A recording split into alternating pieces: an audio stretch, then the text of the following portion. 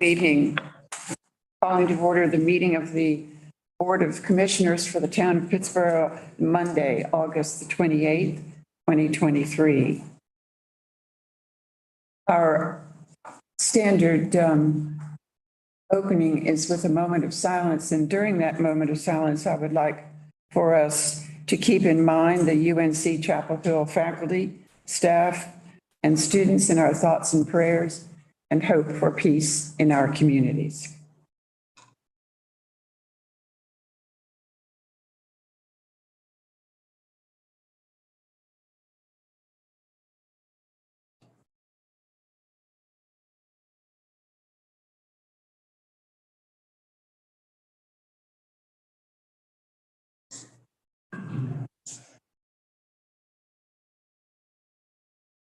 Thank you. Commissioner Farrell, would you lead us in the pledge? Everyone rise for the pledge. Allegiance to the flag of the United States of America and to the republic for which it stands, one nation, under God, indivisible, with liberty and justice for all.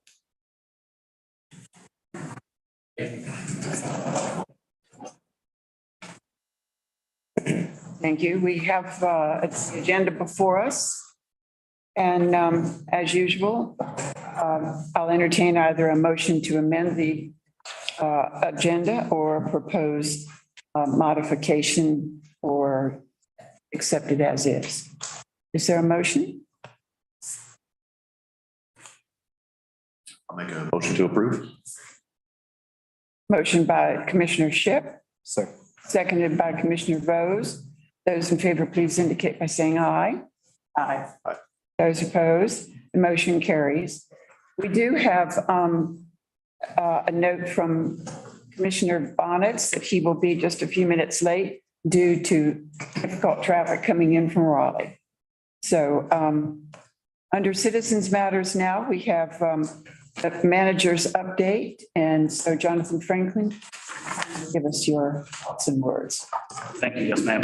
Operational meetings continue between Sanford and Pittsburgh as far as the merger goes. Those discussions are going well, and we look forward to the progress to continue. From a personnel standpoint, we've actually been able to hire a couple of people over the last month, which I'm very happy to see considering the employment environment that we're in right now. So that's off to those department heads and HR filling some of those positions. We have several more we need to fill, so we'll keep working on those. Last thing that I'll mention is Colby Sawyer, our PIO, recently graduated from the National Emergency Management Advanced Academy, and he's one of only 1,300 in the country to have that designation. So very proud to have him with the town of Pittsburgh, and was voted by his class to give the graduation speech. So continues to impress. That's all I have. Thank you. Let's hear it. Congratulations.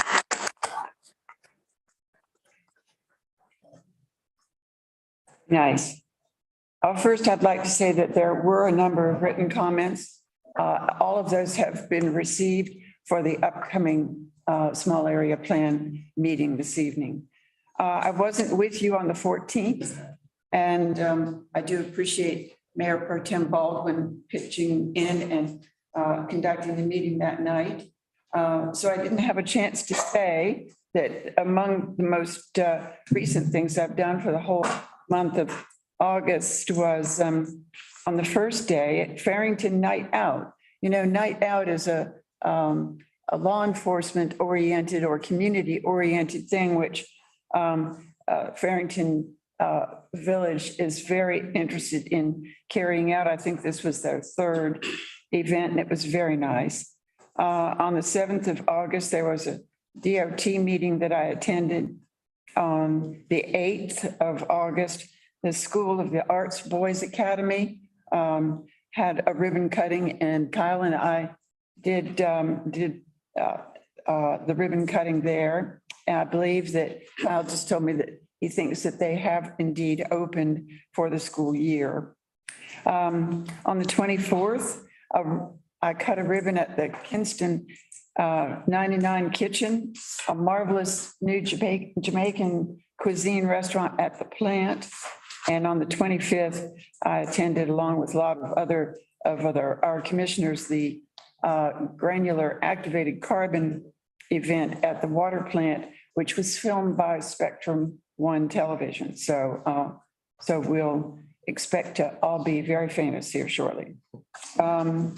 So those are the things that I have been up to since I last spoke to you, Mayor Pro-Tem. Thank you very much, Mayor Perry. I do have a few things. Let me begin with the Fair Association to remind everyone that the 73rd Annual Chatham County Agriculture and Industrial Fair is scheduled to take place on Thursday, September 21st through Sunday, September 24th, 2023. I invite everyone to attend and please put something on the exhibit. If you would, please. Secondly, I have the Triangle J Council of Governments, which has now changed its name to Carolina Pines. And that grand opening of the new place will be on September 11th because we're in the same place, but it's been renovated. So that will be on September 11th. And that is all that I have at this time. Could you give us the dates again for the local fair? Thursday, September 21st through Sunday, September 24th. Right. Thanks. Commissioner Bonitz, I'll skip over you temporarily so you can settle in. Commissioner Farrell. Nothing from the PBA. I also attended the tour at the water plant, and I invite anybody that has any concerns over our quality of water to go by, and they would be glad to give anybody a public tour. It's I'm proud of the facility. We've got a very nice gas system in there. It's one of the few systems in the state of North Carolina. Not very few municipalities have all that. And it will be state regulations before long. So we are in the game there. Thank you. Commissioner Shipp. Yes. For AHAC, affordable housing, there is a workshop this week that the county is putting on with a consultant from out of town. So a lot of people participating in that. I'm going to try to as well. And our next meeting is September 7th. EDC, we had a meeting on August 16th. We met at the new school district building, which is a very nice facility out there. It's good to see that. There was a feature on Chatham County in Business North Carolina magazine. So about 10 pages of about North Carolina. I guess that's statewide, pretty popular magazine. In terms of Pittsboro, for the community college, they're doing the EMT and EMS classes in Pittsboro now, and they're going to add paramedic classes soon. And then they're looking to add a building for skilled trades at campus as well. So that'd be great to have here in Pittsboro. And Chatham County Schools are hiring 120 new staff this year, and 20 of them that they hired are former students, 20 are former employees that are returning. So I think those are both good signs for our local school district. Wonderful. Commissioner Vose. Arts Council and Chamber of Commerce met on the 15th and 17th respectively. I don't have any town really good updates from those. All right. And Commissioner Bonitz, are you stepping well enough? Thank you. Yes. Only update I have is that the County Climate Change Advisory Committee did make a presentation to a work session of the county commissioners. And I am reminded that I need to share that document with this board and staff, just for information's sake. I guess the big takeaway is that after extensive review and input, the County Climate Change Advisory Committee was recommending that the county commissioners prioritize basically two things: a fleet and route analysis, or basically a master plan for electrification of transportation, and kind of all hands on deck effort to spread the word about certain opportunities for the public to obtain financing and tax credits and other incentives for residential energy efficiency, because the gates are opening, floodgates are opening, and there's lots and lots of financial opportunities for that. So I'll pass that. Make sure I get that emailed out to everybody. Thank you very much. And now it's time for public comment. There's no one signed up for generalized public comment, but this evening, those people that were interested in continuing comment to the board about the small area plan are going to be called to speak just at the moment that we engage in that particular agenda item, which will just be in a few moments. So you have before you the consent agenda, which consists of 3 items. Those items are to be scheduled for a public hearing on September the 11th. Turkey Creek, Belmont Station, and Rock Springs Church Road. Do I hear a motion on the consent agenda or a modification to pull one item off? Make a motion. Go ahead. Make a motion to approve the consent agenda. Motion by Commissioner Farrell, Second. seconded by Commissioner Baldwin. Those in favor, please indicate by saying aye. Aye. Those opposed, motion carried unanimously. We have no public hearings this evening, which brings us then to our old business, which is the Chatham Park North Village Small Area Plan First Amendment.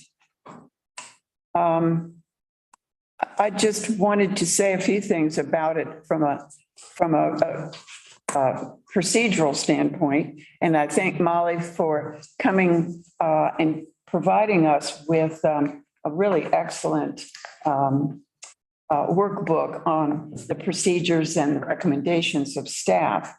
But I wanted to explain that as well, that before us tonight is indeed the First Amendment to what is actually not so small, an area plan for the North Village, originally passed by this board in October of 2021.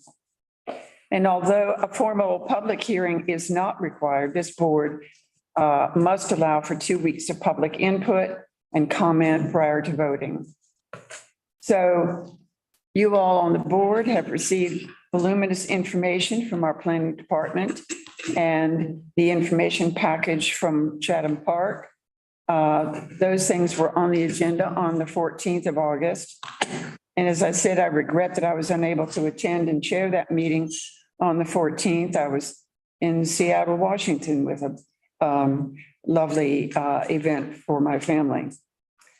I am certain, however, that you all have received comments through the email, and we have some at our table tonight, as well as the ones that were heard in the public forums and from environmental organizations.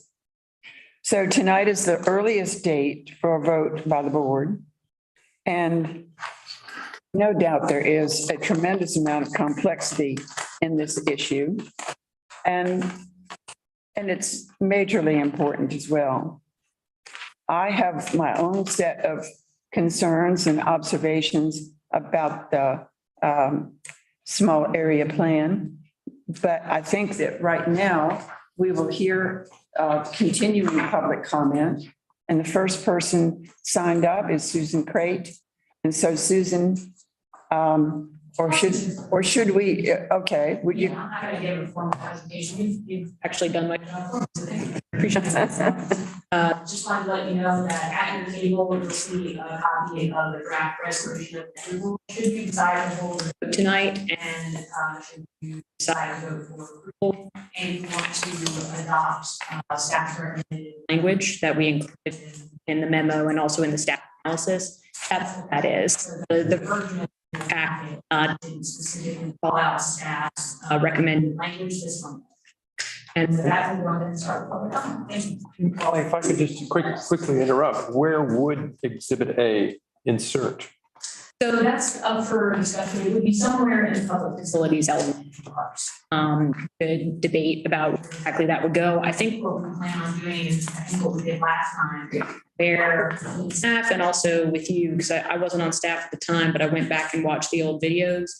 We included a copy of the approved version inclusive of your requested edits on the consent agenda next time so that you guys could see where everything went and review it afterwards. So we would probably find the most logical place for that to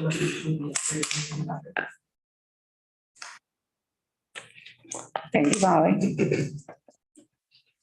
The following people have signed up. There are 4 people signed. Our town clerk, Carrie Bailey, will be timekeeping for these public comments. And Susan Crate, if you'll approach the microphone and give us your name and address, please. I'm Susie Crate, Emeritus Professor of Environmental Science and Policy, 235 Barnum Church Road. Thank you for listening to my comments regarding Chatham Park amendments. Town board members Baldwin, Bonitz, Farrell, Shipp, Vose, and Mayor Perry. Tonight, I add to my comments of 2 weeks ago to provide detailed information about the issue of sediment pollution. Most people immediately think of chemicals, dioxin, PFAS, et cetera, when they think of water pollution. However, sediment, made up of particles of the soil, is one of the biggest pollutants in terms of healthy land and water ecosystems. Sedimentation across land surfaces interferes with plant and animal life. When it leaches into adjacent waterways, it not only makes the water murky so plants and animals cannot retrieve the food they need, the particles absorb the warmth from the sun and result in an increase in water temperature, which stresses fish and other aquatic life. In turn, warm water holds less dissolved oxygen, which aquatic plants and animals need. Additionally, sedimentation build up on the stream or river bottom leads to suffocation of fish eggs and other macroinvertebrates. Because all vegetation, and especially mature trees, hold the soil in place. The best ways to prevent natural sedimentation when planning to develop an area is to maintain the natural vegetation as much as possible. Leave substantial buffers along the waterways, preferably 2,000 feet. Avoid placing impermeable surfaces within 1,000 feet of waterways, and avoid curb and gutters, and use bioswales and water bars.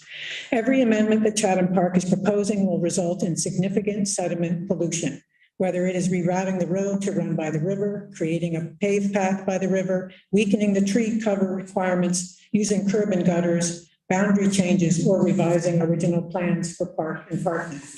More concerning is the fact that Chatham Park has been cited continuously for sediment erosion control violations since land clearing first began on their massive development. Chatham County Watershed Protection Department staff issued 10 notices of violation for sediment and erosion control problems between 2019 and 2021 alone. Most recently, in July 2023, Chatham County Erosion and Sedimentation Control Program inspected Chatham Park's Mellet Tract going into Haven Creek and swiftly moved to issue a notice of violation to Chatham Park and revoked their stormwater and erosion control permit, halting construction until the issues of sediment are addressed. The tract had 30 acres of disturbed ground with no functioning sediment basin. Chatham County requires 1 basin per 10 acres of disturbed area. No further work can be done until the site is remediated. With all of this in mind, it is incredibly important for you to vote to reject Chatham Park's amendments and choose to protect these valuable resources for the generations to come. Thank you very much. Thank you.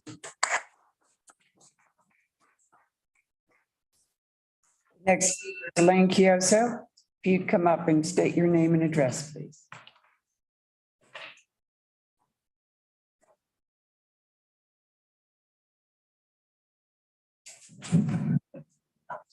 Good evening. I am Elaine Chioso, Executive Director of the Fall River Assembly. My address is 1076 Rockcrest Road, Pittsburgh. Over the past 10 years, Chatham Park investors have consistently made verbal reassurances and promises about minimizing the impacts the development will have on the environment and water quality. These are resources important to all of us in Chatham County and beyond, as you may have seen if you looked at the over 1,500 petition signers that I presented to you 2 weeks ago. Unless their words are part of the language in written approvals agreed to by the town board, they do not count. Let me say that again. Verbal assurances do not count. What we have seen from Chatham Park is a constant erosion of commitments to environmental protections and actual erosions by their contractors of soil as they've been building this massive development. I won't repeat what Susie just said about their numerous violations. The last one, lot track being very important. It's not, this is not commonplace to revoke a permit. And I hope you'll take it seriously. I wish that you would ask for reports about their sediment erosion violations from the county, who you have a agreement with for their program. I think you need to know what's going on. And along those lines, I have no idea what they're doing with their stormwater. As you recall, that was a password protected website that the public does not have access to. I doubt that any of you have been given reports on what their stormwater system is doing. Remember, it's a very special system they came up with that filled us with a lot of doubts, giving points. It's a unique system and it needs to be tracked. I hope you'll ask to find out what's going on with it. I'm not going to read everything I wrote here. I will give you my comments, but I did just want to say for this, the idea of a paved trail along the Haw River, you've already heard that, this is not the time to be approving anything about a trail. We have a new Haw River State Trail that everybody's going to be involved with. Chatham Park should not be allowed to decide what's being done. And part of that, of course, would be on state natural area. But in addition to that, the Jordan Lake rules require a lot of protection in the first 30 feet of the Haw River buffer. And if you read the language in the table of uses, you'll see that that you can't just build a paved trail unless there's no alternative. And I'm sure you understand that there are many alternatives to a paved trail. I had a lot more to say, don't have time, but I will leave you with comments. Thank you very much. Thank you, Elaine.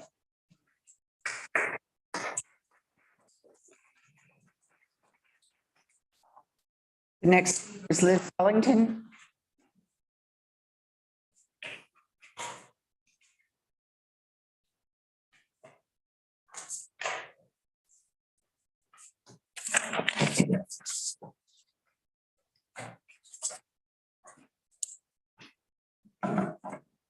Going to time myself as well.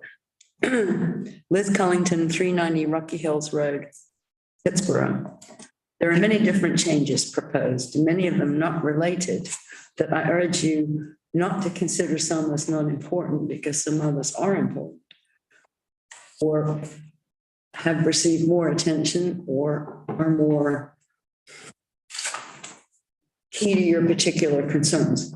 In my written comments, I addressed the folly of the particular new road route looping to the Hall, and I have enlarged printouts of the earlier, more sensible revised route that is actually in the amended plan in their traffic demand model, and I provided those ahead of time. As I emailed you Saturday, the draft Haw River Trail feasibility study was released only last week.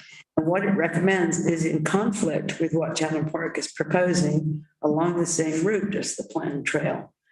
The problem is not even what type of surface or where, but who gets to decide where the trail goes, who designs and who builds it, and under whose auspices it will be constructed and later maintained. Because the Long Haw River Trail is a state and county project, not a town project like other Chatham Park greenways. This Haw Greenway should be rejected while that trail planning process proceeds. That draft trail plan certainly doesn't call for a 10-foot wide pedestrian and cycling route, but does recommend experienced trail designers and builders. I fear that if this new greenway map is approved as part of this amendment, there will be virtually no control over where and how Chatham Park constructs this greenway, with insufficient oversight by anyone. Based on their past performance, these don't seem right folks to do it, even if it was appropriate to be a Chatham Park and town project. It seems notable that this greenway was added at this particular time as part of the minimum 10 miles of greenway to get your approval ahead of the trail planning process, and does so by removing some previously identified greenways that they're going to build anyway. In addition, I urge you not to ignore the many issues related to park design, park spending, park scheduling, park amenities, and the other issues I identified in my written comments to you earlier, whether those are new issues or carried over from the current plan. Many of those involve things that do not have to be in this plan in the first place. They should be dealt with and settled separately, and some of them on a case-by-case basis. Please don't let them just continue to slide. While staff have made noises about what you can and cannot do, I have to disagree. It cannot be that only Chatham Park can make changes to an approved plan. You can ask Chatham Park to make different changes to the current plan as needed. This is not like a planning item with ticked boxes. This is a negotiation. Please treat it as such. Thank you. Carol.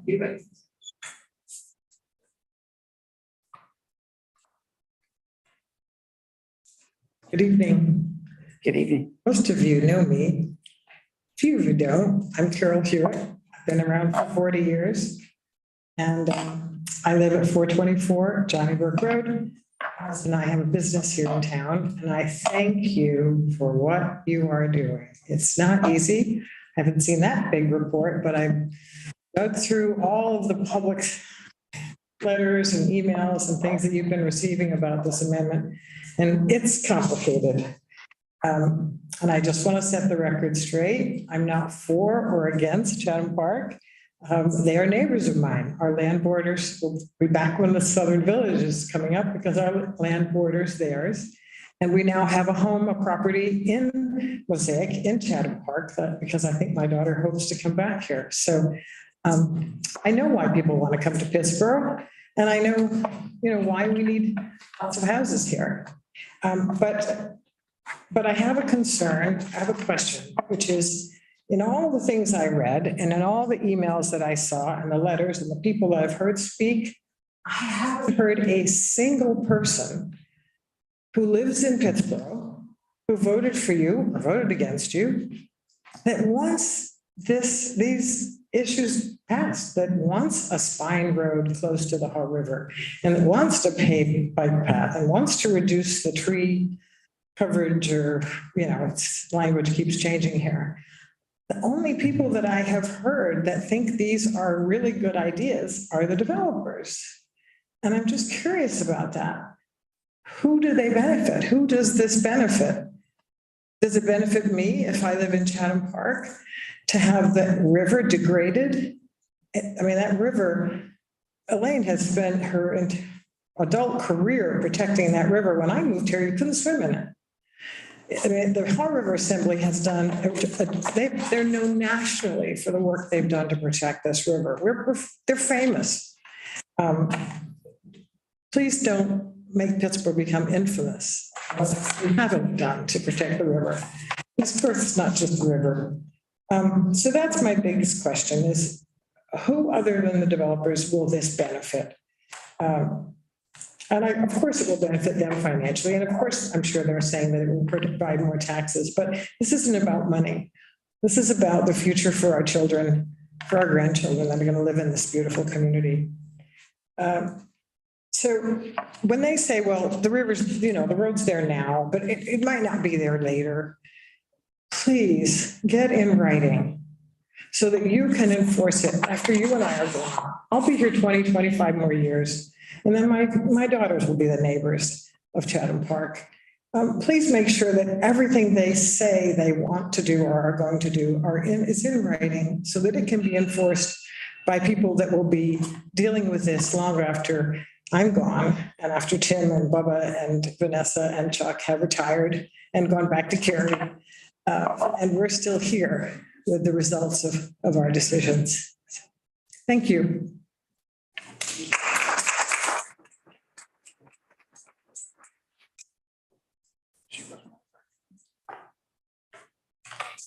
Oh, right there. That is the close then of the public comment. And I would simply like to sort of capsulize the feelings that I have about this project and remind us that the duty of this board is to assure that this amendment is in furtherance of and in keeping with the master plan that was approved by the board in 2015. You have the recommendation of staff before you that deals with the parkland shift and the recreation shift so that could be keyed more directly to the number of dwelling units in the North Village. And that once it passed 6,567, that one of two things would happen, that this is the recommendation of staff, that payment in lieu for parkland or recreation would be provided by Chatham Park, or that the developer at that point provide recreational area to the tune of 1/33 acres in or near the North Village on sites that are amenable to the town. So that language is what Molly was talking about, that is attached to Exhibit A. So as time goes on, as development occurs at Chatham Park, the choices about where things will go will continue to be more limited. And so when you talk about parkland and when you talk about providing facilities for all these tremendous number of dwelling units, you're talking about narrowing the choices of what's going to happen and where it's going to happen. I totally agree that the 3-mile greenway through the state natural areas ought not be planned by Chatham Park investors. It is a part of a process that, I mean, I don't understand how an entity can suddenly make decisions for the state of North Carolina and this community and say a greenway will be paved and it will be here and it will go there. And that just totally mystifies me of why that should be something that we would permit. I'm also wondering what happened to the work portion of the live, work, play in the master plan. You know, we've been talking about this as a community where we could do all of these things. And now it seems to me that there has been a major shift, that the 22 million square feet of what was going to be an employment center or commercial or industrial, clean tech, that all those things were going to be here in this community so that we could employ our people here without driving to Chapel Hill or RTP.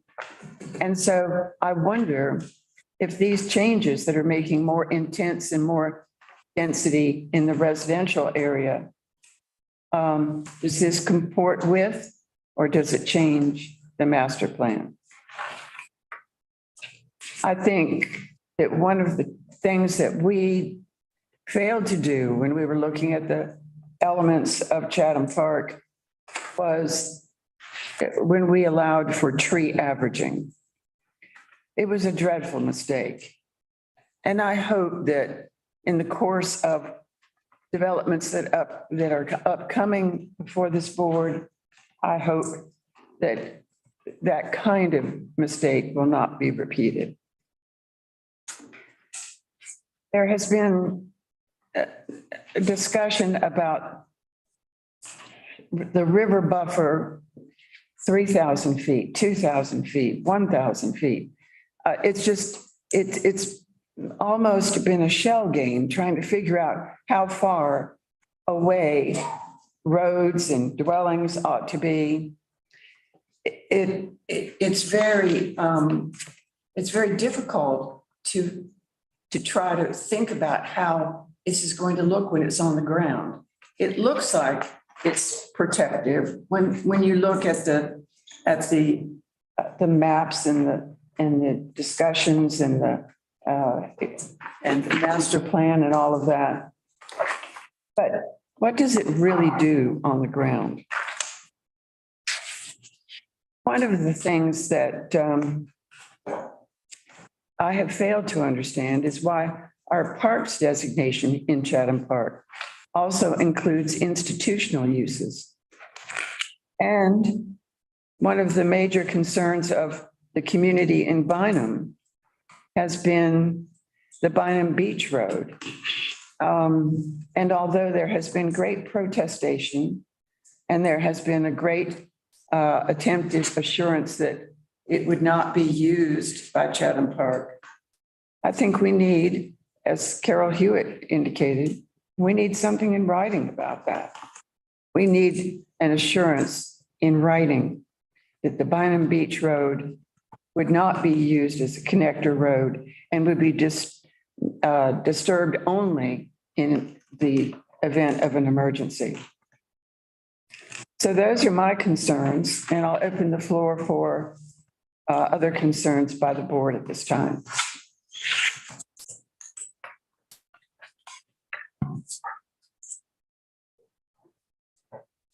I do have several concerns, but I'm not sure, Molly, whether you will be the one to respond to that or whether Chatham Park would be the people to respond.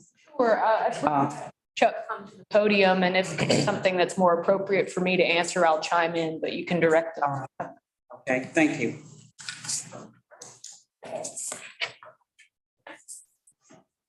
Right, I did hear several people talk about the state area. So if you could explain, basically, I put a little note on here. That you all are going to create a trail on the state area? No, And be planned by Chatham Park? Is that correct? we're not touching the state area. That's not part of our 10 miles. We show a dash line along there because the Greenway plan shows connections of that trail, whether it's salt service, however the state plans to use it. We have been meeting with the state off and on over the last 7 years, I would say, talking about the fact that in the North Village, we'll have 15,000 or so people that build out, they're going to be living there. And there needs to be some control decided by others before these people just sort of are allowed to go anywhere they want to go. That's all we've ever said. And there's nothing in the plan that implies building that across state land. That's not our land. So is that shown in one of the maps here? There is a dash line. There are a few dash lines shown, say also along the Schwankel property. We have stubs coming up to the property. The greenways can end, the trails can end. I think that they will continue by somebody else. That's all that's all that dash line means. Ms. Board? Ms. Board? Yes. Did you notice that about the state area? Did you notice that in this stuff that you said? Yeah. Do you recall what page that map is located? Not. I think it's figure 3.9. Is that the one? And that would be just after page 72. Maybe we could put it on there. Sure, if that's the same one that you're referring to, Mr. Baldwin. But this does show the greenways. Sorry, my computer is a little bit sluggish. What is your section number, Mr. Bonitz? Figure 3.9. And what page number did I say? Already forgotten. 73. Page 73.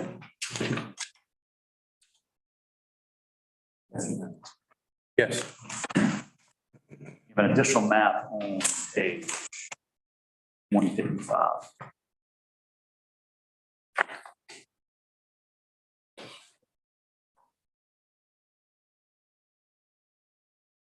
On those maps, you do have a solid green line showing a greenway, but your comment there is stating that Chatham Park will not be building We won't be, their own state property. we will not be building any trail on state property. It's just shown there as an illustration that if one day making it. Well, just a reminder, in the master plan that was part of the zoning, that's the first place, and this was approved in the master plan. There's a greenway shown along the river in the master plan for the zoning document. That goes back to 2015.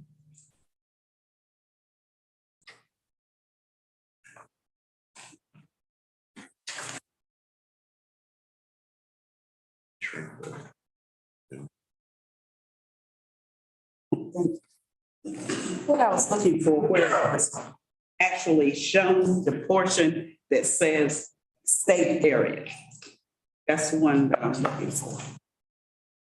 I know that there is one, not sure whether it's in here, but it's Well, this is part the that's state marked state, This is state area. but they don't, it's state area, do they? That is true. That's the state area right there.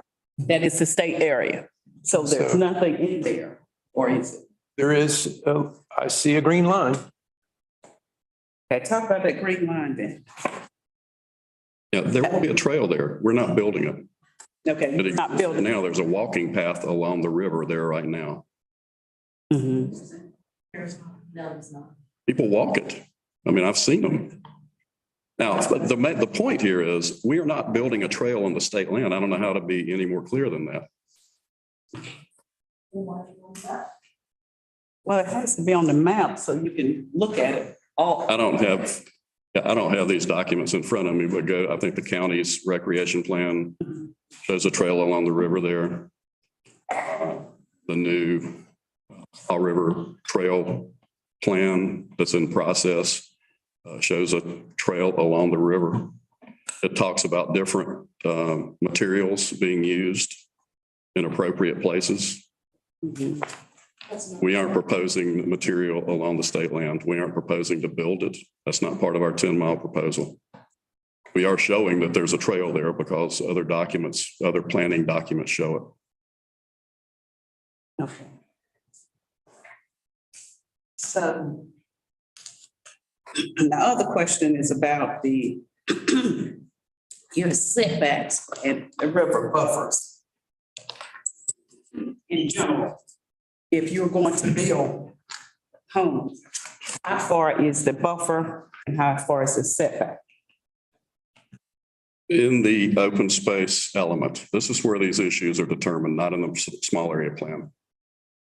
We went through months of conversation back and forth. That buffer was established during this open space element. And just to remind us, what was it? 300 feet. 300. In that northern area, as you go south and hit the state land, we don't control any buffer there. That's not, we're not talking about that. Then you go onto our property again beyond the state land. There was a 500-foot buffer established there, and then we added another 500 feet during the last small area plan that we said would be open space there along that river, leaving a total of 1,000 feet in that area. So that's 1,000 feet.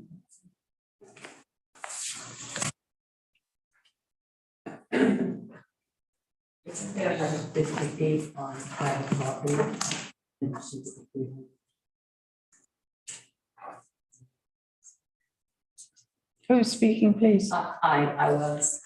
I think that we need to let Mr. Smith answer the questions that come from the board. I do appreciate it, but do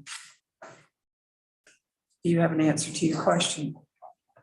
What question has not been answered? So you say there's 1,000, excuse me, of course it's going and coming today, but 1,000 feet. Tell me about that 1,000 feet again. So would it be over here? Whoops, the map is not there. I think it would be better if we can look at it on the map too, if possible.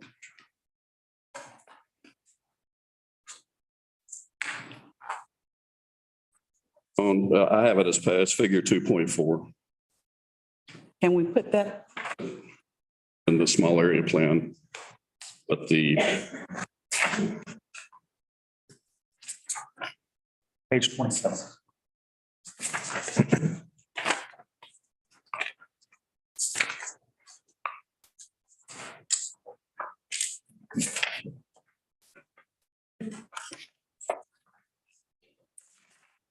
there's a label that points to the second red line that says 1,000 foot Haw River buffer.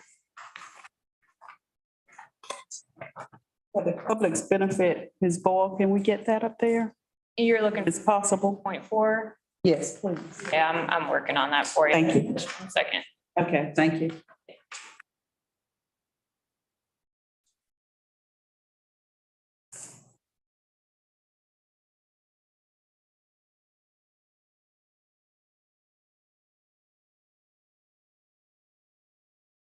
So north of the state park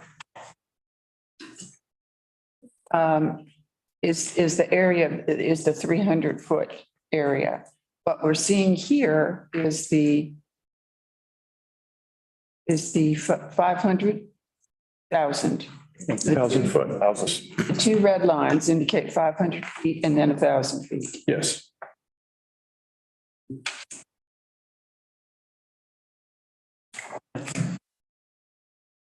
And I would note that the section 1.3 that is adjacent to this setback, which is an extremely sensitive and delicate area.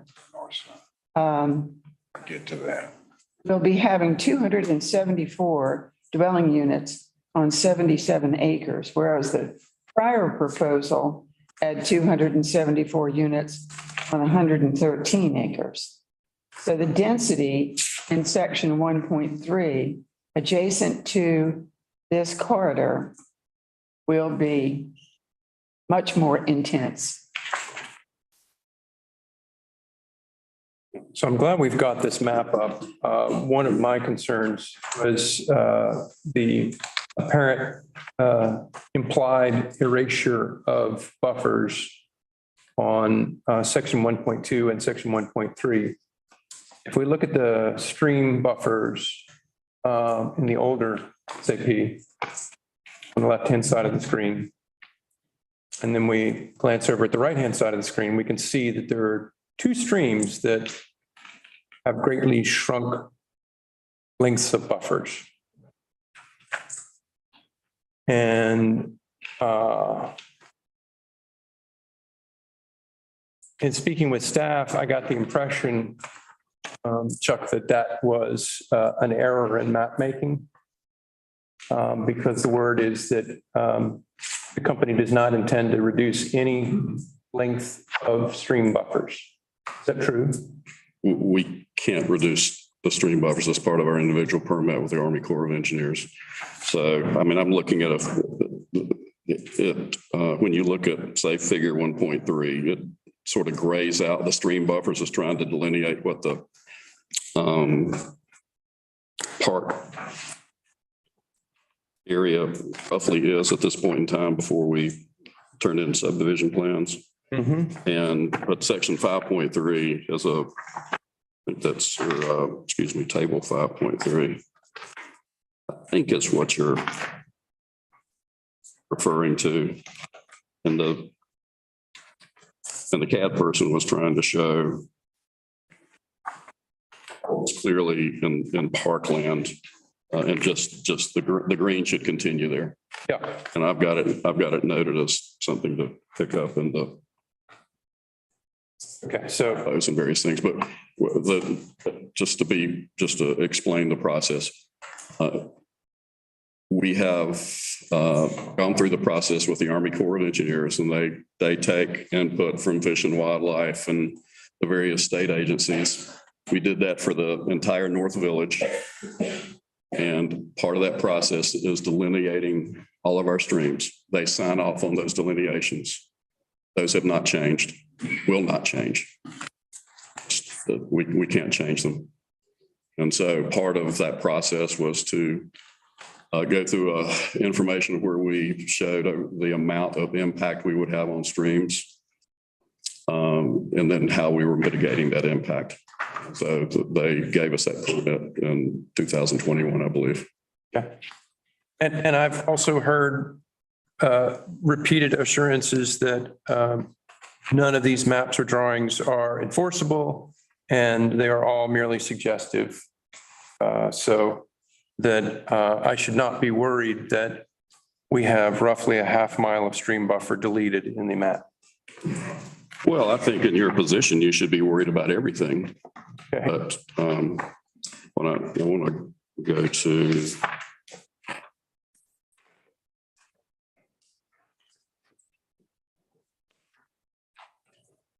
a better place to is in the appendix figure 10.6.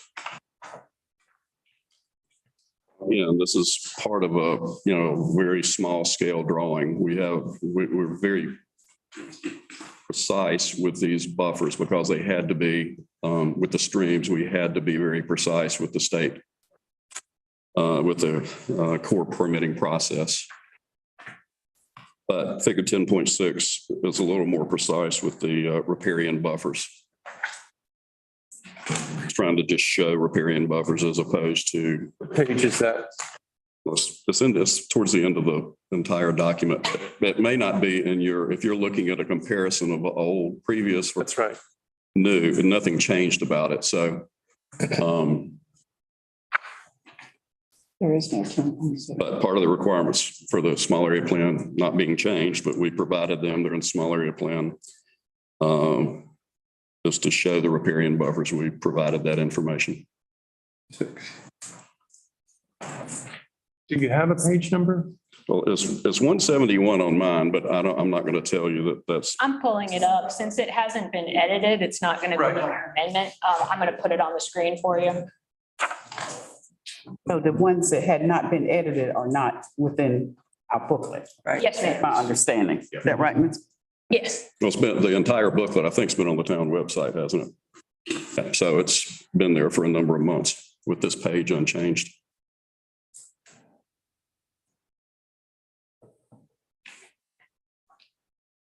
Are you saying figure 10.6 or table? Figure 10.6. I have the table. Oh, yeah, the tables and figures and. Just search.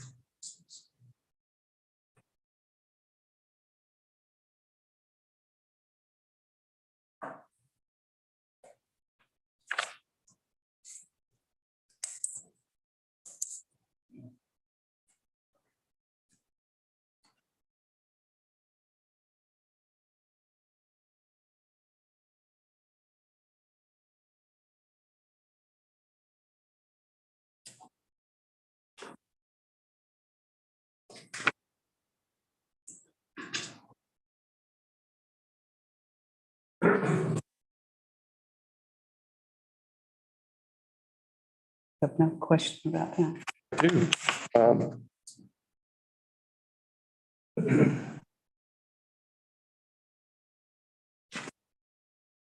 Yeah, I see that addresses the lower tributary. But then the legend covers up the more northern tributary.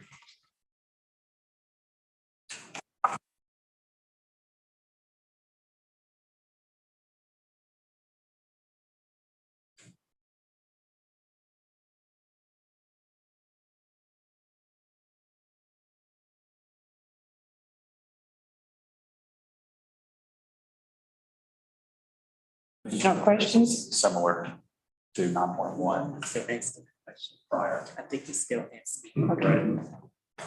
That's the one you're concerned about, these two pieces here. Exactly.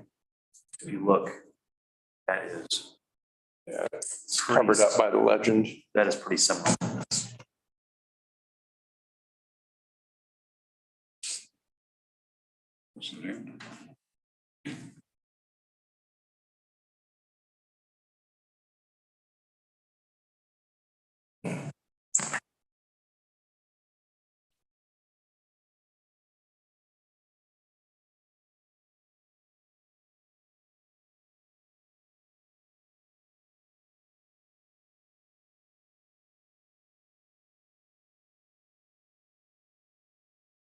I don't, you're trying to be precise with a graphic and with images that are really to be viewed at basically 10,000 feet up in the air. We have more precise information as part of the individual permit. The town's got a copy of that. State's got everyone. It's public information. We can't disturb those streams without being part of that impact. I mean, being part of the impacts we identified with our permit. We have that permit. And just for a measuring stick, a VinFast project has 3 times the impact per acre that we do. So, I mean, we've been very careful with this. Sure, there's been erosion control issues, and that is something we aren't proud of, but at the same time, it happens when you're under, and those, the most recent events, we had 2-inch rains over a few hour period while we were in the middle of constructing the erosion control devices. It happens. It's not something we want to do, but it happens. We don't control when it rains.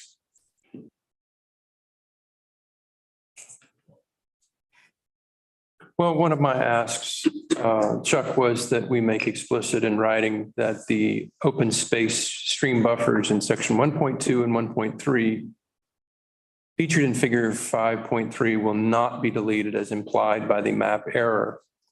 We'll be happy to agree to that. I think there are a few other typos too that have been pointed out, and we've been recording those for. Well, then I'll just, Commissioner Baldwin, would you like to continue with your question? You can continue with yours if you want, but if not, I want to ask about the beach, the Bottom Beach Road. Yes, ma'am. Okay, tell me about that. From my understanding, are you all going to try to improve that road? Tell me a little about what the plans are with that. I can answer that one. Okay. To cut you off. So the applicant is not proposing a connection to Bynum Beach Road. And if, Chuck, correct me if I'm wrong, but if I remember correctly, last time he indicated that he would be happy to put in writing that they don't intend to connect to it. They would only do so if required by the town. So I think what the applicant has been saying is that we have the provision in the UDO for secondary emergency access for subdivisions more than 50 lots. And so the applicant has been saying, if you require us to connect for emergency access, we will do it, but we have no intention of doing it otherwise. From the town standpoint, I can say that if I was reviewing a subdivision plan that came through in that area and we were looking for secondary emergency access, I would not choose that. It kind of seems like cutting off your nose to spite your face. If it's meant to be emergency access and it's in a known floodplain and environmentally sensitive area, I would not compel the connection there. I would ask the applicant to find another way. But, and I believe Chuck said last time he'd be happy to put in writing that we don't intend to do it. If you make us do it, we will, but it would be the town. And I can say as a planner, I would not be doing my job if I compelled that connection, in my opinion. Okay. Thank you. That makes a lot of sense. And I want to chime in here because we've been discussing that scenario a lot. And yeah, it just completely makes sense that if we're thinking about all the different emergency scenarios, flooding of that road might prevent it from being used as an emergency exit. So I would be very glad to have that in writing as well. And let me go back to one other thing about the Greenway. I don't know if there's, and Mayor, you used the word confusing. I mean, I think there are a lot of things that are confusing, but I don't think there's errors.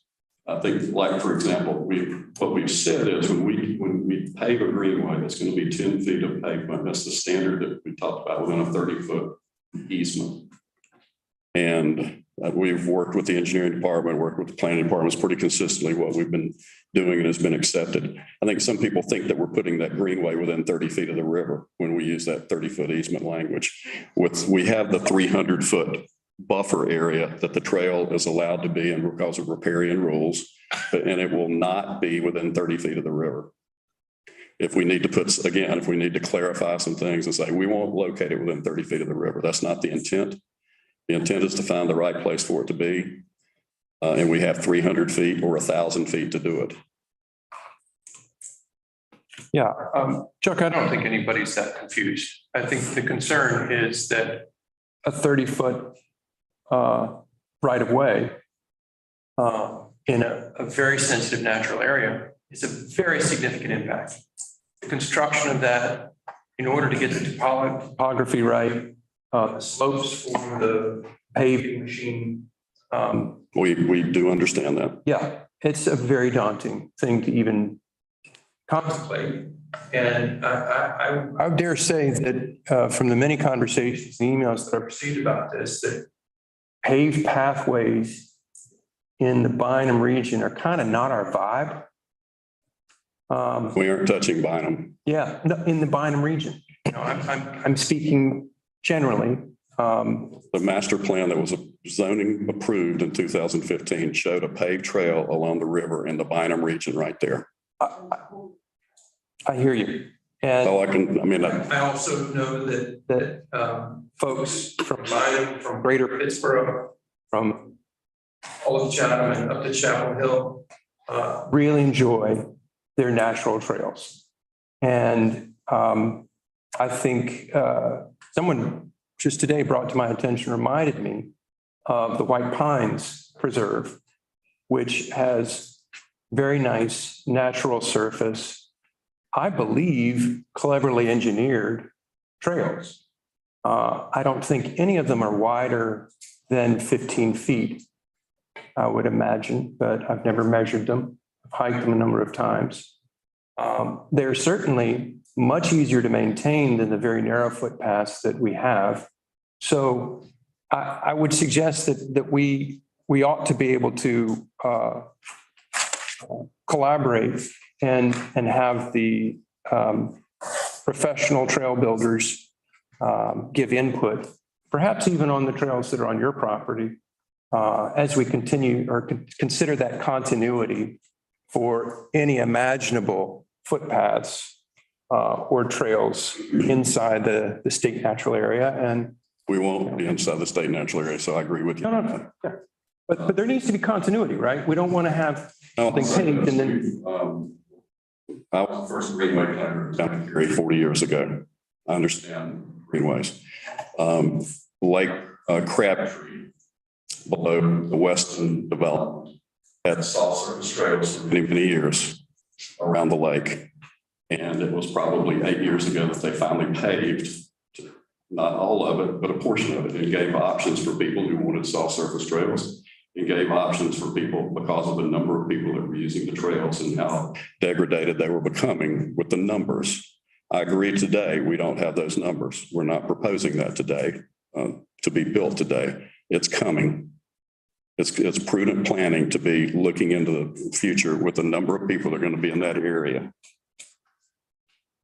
That's all I can tell you from my professional opinion. Thank you, Chuck. Well, I think one of the things that came up in this general discussion was comparison between paved trails there in Chatham Park along the Haw and paved trail, which is part of the Greenway project through Pittsburgh, called Robertson's Walk, Robertson Creek area. And to me, it's a very different thing. There's a paved trail along a sewer line, essentially, which doesn't have the ecological tenderness or issues that the Haw River Trail would have. And I think that looking at the Robertson Creek paved trail is a very different animal than looking at the Chatham Park trail. You're saying paved is appropriate along Robeson Creek and it's not appropriate in Chatham Park along the river. Yeah, I would beg to differ. Chuck, one question on the 30-foot easement. Is that a construction realty that takes 30 feet easement to do a 10-foot? Other municipalities who have been had a longer history of providing public greenways have determined that 30-foot area, 10 feet pavement in a 30-foot area, the 30-foot area is needed for proper drainage. I don't know if you've ever walked these things, say in the winter when there's been freezing. And so you don't want water draining across that area. And so just accounting for drainage is one of maybe the biggest reason. But then back to the point the mayor was making too, a lot of times you are locating these things on top of sewer lines. And the sewer easement is typically 30 feet. So they've been trying to marry these concepts for efficiency. I will just add into what the mayor was saying regarding Robertson Creek, the greenway down through there. I know in my past experience there, we spent a lot of money on gravel and keeping that greenway back in there accessible until it was paid. I know our costs on paying after it's been paid have been very minimal as far as maintenance. So I don't even know that we really need to spend our time arguing over the superiority or favorability of one type natural trail surface versus paved surface, because it seems clear from what I've gathered that in the state area, it cannot or ought not be an impervious surface because of the Jordan Lake rules. And that language is on page 20, section 11 of the Jordan Lake rules. And it says regarding allowable uses, the determination of no practical alternatives. It's basically thou shalt not put an impervious surface next to a tributary to the lake if there's a practical alternative. Within how many feet?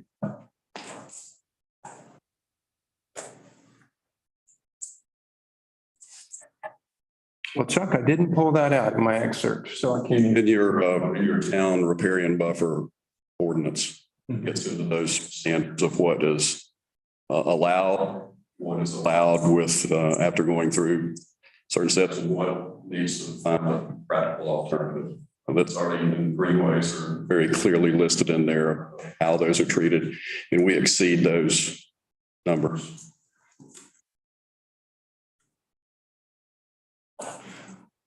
Okay, well, I was just suggesting there's no need to argue about it because it seems clear to me that a practical alternative would be a natural surface trail that's properly engineered and designed and laid out for proper drainage. Another thing that we do need to consider here, Chuck, and I don't mean to lecture, but we've talked before about community license to operate.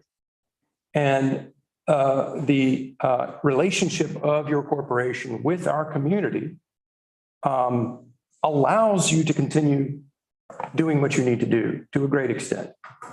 And I would suggest that listening to the community's desires regarding the recreational facilities that you're proposing would really be a good idea, because in the end, if we build them according to how the community wants them, we may actually have people volunteer to maintain them. And so I'd really like to move on to some of the other items on this list. And Commissioner Baldwin, if I do want to defer back to you. No, you can go ahead and then I'll ask my last question. Okay. Go ahead. Thank you.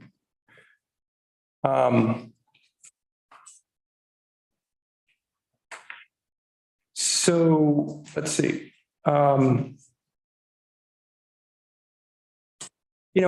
a high level, I've been struggling, as I shared with you, Chuck, to get through this material, to get through all of the many comments. This has come at a very bad time for me personally with my workloads. I've shared with a couple of commissioners that my day job has been exceedingly demanding with short staffing. I want to apologize for the public's benefit that my lack of responsiveness to email input is not because of my lack of concern, but indeed I was putting in 16, 70-hour work weeks for the past month and leading up to the event that started the night of the last public hearing. I'd put in 2 all-nighters. And indeed, I've put in all-nighters to study this document in the past week. But I still continue to struggle to find the public good. I am looking through all of these changes and appreciate the need and the importance of them for maximizing opportunities or tidying up the rules for an assignee and the next company that might own this land, potentially develop it. I appreciate that there is a need for greater density. But in all of our prior conversations about density, residential density, we've talked about density as something that goes hand in hand with additional public good. Greater density allows you to increase the number of parks, not diminish them. What I'm seeing here is a reduction of parkland, at least publicly available and free of charge parkland in proximity to residences. I see much greater densities in the North Village. I see setting up a new.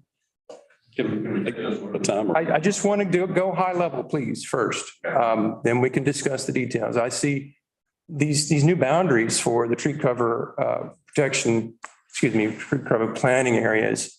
They're much bigger. And I think there's a potential for,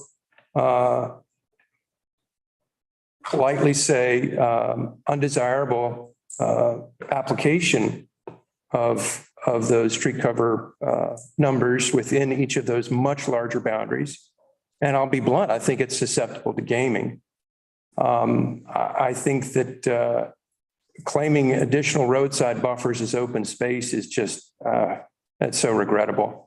I see the spine road pushing into a very steep area that is environmentally sensitive, which was previously promised to receive greater tree coverage and 50 feet of additional buffer and larger lot sizes, thus less residential impact. And this package also proposes to put a paved greenway in an area where impervious surface is not allowed. In my understanding of the Jordan Lake rules, if there's a practical alternative. So again, I keep looking for the public good. I keep looking for what it is that the public is going to get out of this to say, okay, there's a win. And so that said, I sense you're chomping at the bit.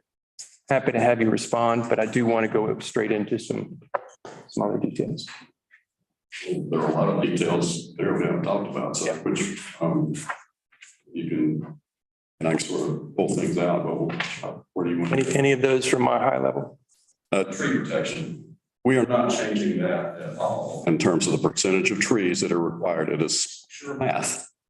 If we have an area that's big, then 20% is required. We have an area that big, 20% is required, and then this area, it's still the same number of trees. And there has been no change in the percentage within a certain distance of the Hall River being 35%. That has not changed. That's the small area plan does not do these things. That's in the tree protection element, and we can't violate that. How do I, many things that are being brought up as confusing about this have nothing to do with the small area plan. It's wanting to go back to the elements and get more. Well, no. What other tree protection requirements are in Pittsburgh? I think that the larger boundaries on these TCPAs will allow for a much greater level of what I guess y'all might consider flexibility.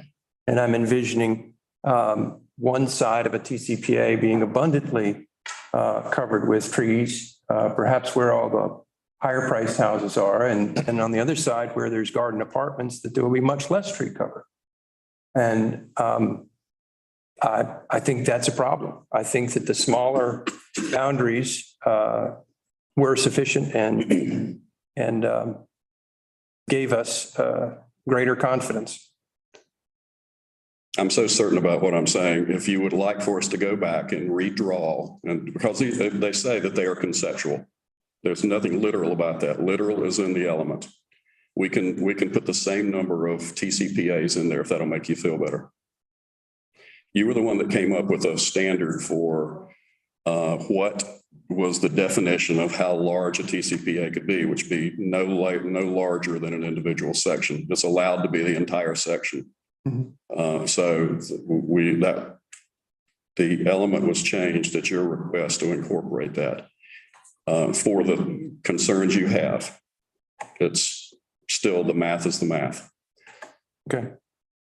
If you would like that, along with some of these other, you want the same number of TCPAs in there, we can do that. That sounds good to me. Wait a minute, hold. Wait. Now, if we had determined that that was the amount way back when we approved the element, why are we going to change it now? If that is sufficient percentages based on what we approved with the initial element, then why are we changing it now? Is that for me? Because that's what you all planning to do, change it as a I don't board? think anybody's talking about changing Well, the that's what- percentages. that's what- No, he just said he would change the number of Well, he those. said the Number of asterisks up there on. number, The number of asterisks. well, the number of asterisks, but from my understanding, it's not changing the number of trees. Is that correct? That's correct. So whether asterisks are there or not, you're not changing the. It's a perception that you're, Is that right, Ms. Boyle? Yes, ma'am, that's correct. Okay, thank you. That was my last question anyway. I don't know, or I guess Commissioner Bonitz, what does your request accomplish? I think it removes one of the alarms that we see a reduction of those management areas, those tools called TCPAs are reduced. And I do believe still that it's conceivable with a much larger, double the size, triple the size TCPA that tree coverage could be bunched in one side of a development where the very expensive housing is, and much more sparse on the other side of the development where the higher density, lower cost housing is found. Is that what you're saying you're going to do? the element defines how we do this. We aren't changing the element. I mean,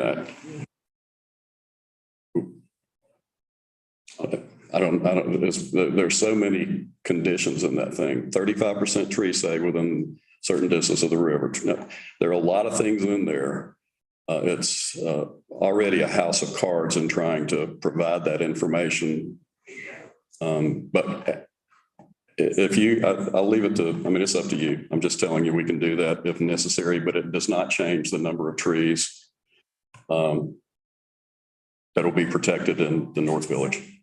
I was just trying to clarify if you're saying that there are going to be more trees in an area that has more expensive homes than an area. Oh, my goodness. Homes. Commissioner Baldwin, I'm trying in the throw of things here, feeling quite rushed to imagine a worst case scenario. Well, we need to set as you imagine the worst case scenario, because that's saying that it might be this in one type of homes and this in other type of home can get the public really. I think it's conceivable. I don't, Far more I'm not conceivable talking with a about smaller conceivable. I'm talking about what is actually stated here. If you state something like that and that's not within what a developer, regardless of whether Chatham Park or if it was me, was saying that it was going to be done, that can actually make the public be a little confused. Because that was even confusing me. The concerns came to me from the public. I understand About the that, but I'm TCPAs. talking about, no, I'm not talking about TCPAs particularly. I'm talking about what you stated with the type of homes. If you're stating something like that and that is not written in anything, that can actually get an individual confused. using an example such as that, because it's not even in here. And nobody said that they were going to do something like that. So a larger TCPA would give them that kind of flexibility. That's my concern. Whereas a But they smaller have TCPA is going to bind them to have to make, I think, tree cover distributions that are more likely to be equitable. Well, we want equitable, but we're not talking about, we're talking about equitable tree coverage. We're not talking about the price of the homes as opposed to a small, homes that cost less. We're just talking about, we want a certain amount of tree coverage. And from my understanding, it is based on the percentages. Is that correct? Yes, ma'am. And I've pulled up the actual element. So to be clear, the element is not being amended. This is the additional element on tree protection. And I include this information in my staff analysis as well. The tree coverage planning areas and tree coverage areas are defined here, and that's not being changed. And again, if there's something in the small area plan that conflicts with the master plan and the elements, the master plan and the elements control. The small area plan the applicant can't do an end run around their own master plan and their own elements by getting something approved in the small area plan. And so here with the TCBA being defined what it was, and I'll scroll down, and this is the percentages you were talking about. I just got to scroll down. We evaluate every development plan that comes through for consistency with these percentages of tree protection. So every time a development plan comes through, that's one of the things that I'm looking at. And none of that is changing because this is from the element and not the small area plan. Thank you very much. Yes, ma'am. I think it would be a lot less confusing and less alarming to the public if we went back to the prior TCPA map.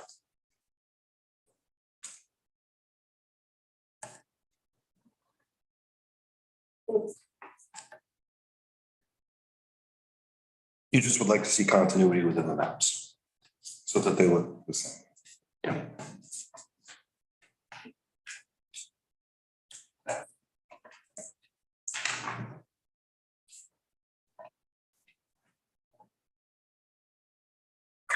So one of the reassuring things about my exercise of diving into this has been to be reminded, Chuck, of the pledge that Chatham Park investors made in the small area plan on page 22, that single family lots that back up to the Haw River will include a minimum of 50 feet of undisturbed area. And so that effectively creates a tree cover buffer of 350 feet from the river, 300 plus 50 feet. And I think that it would be very reassuring to the public were we to have language that was explicit stating that the spine road or whatever it's to be called would have that additional 50 feet, that same 50 feet. If you're going to agree to stand off residential impacts along the Haw, then let's also agree to have a 350-foot buffer for that roadbed. We can, you can literally not build the road along the 300-foot line. You have to leave some room for construction and for the grade. We haven't designed the road yet. We haven't looked at the grades of the road yet. It will literally not be 300 feet. Will it be 350? I'm not going to tell you that. Then you're telling me I've got a 350-foot buffer there, and that's not what we agreed to in the open space element. That's already been litigated. Now, can we do certain things if the road doesn't? I mean, I'm willing to, I don't know, we can put some kind of language that gives some sort of assurance with that road. But I just want to remind that road, before we had a state road going through there, this is a residential street. It could be anywhere in there up to that 300-foot line. Your engineering department would go through that. As Molly said, you're going to be reviewing it and determining if it meets all the requirements. We can't violate those requirements. This is a residential street. We showed that road closer in areas where we did not have lots along the street there, so that it would give the public, anyone driving that street, the ability to view the river, enjoy the river, as opposed to only the people that lived on lots backing up to it. So we felt like that was a more equitable treatment of that particular location. So I would appreciate all the comment. It's hard to pay attention to you guys with all the comments behind me. Yeah, Smith did not interrupt anybody else, so please let's not interrupt him. So Joe, related to that, could we say something like if a residential road is within, or a residential road right of way is within 350 feet of the Haw River, that there won't be any residential lots between that and the river or residential structures?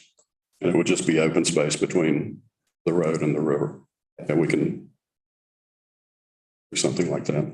I don't think that gives the same level of assurance. That's not, but that's as far as I can go. And so you guys can decide if it goes far enough. It's obvious that you can't build the houses on the other side of the road at that point. But it's not obvious that that road couldn't be built right up to the 300-foot point. So, I mean, it's a very modest ask. It's the same thing that has already been agreed with regard to single-family lots. So I think that we ought to. You're forcing me to put lots all along that road. If you go in that direction, then you'll get a 350-foot buffer, but there won't be public space along that road. How? Because I'll try to maximize what I can do along the river. Here, I'm allowing it to be shared.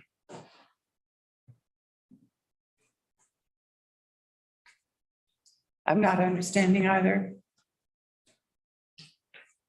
We're offering with this that there would be a portion of the road that would have open space only between the road and the river, no lots.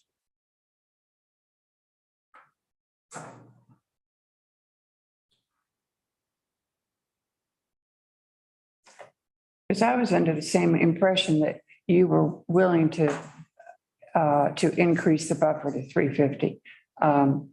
We did it where lots backed up. Where the lots back up. Like, and it's not, and the wording in the element, I mean, in the small area plan says it's the rear 50 feet of the lot. So the lots go into that 50-foot area. It doesn't go into the 300-foot area. And then that would be undisturbed in the rear 50 feet of that lot. It's still a 300-foot buffer along the river. And we're choosing to be more restrictive on the lots along that area to require that they have 50 feet undisturbed at the rear of the lots. That's in you can deny this, the small area plan, that's still in there. And that's why I was suggesting that if a road right of way even is within 350 feet, there won't be any residential lots because that doesn't allow that condition he's describing. Nobody's concerned about construction of residential lots on a tiny little sliver of land. No one expects that. I don't think anybody's afraid of that.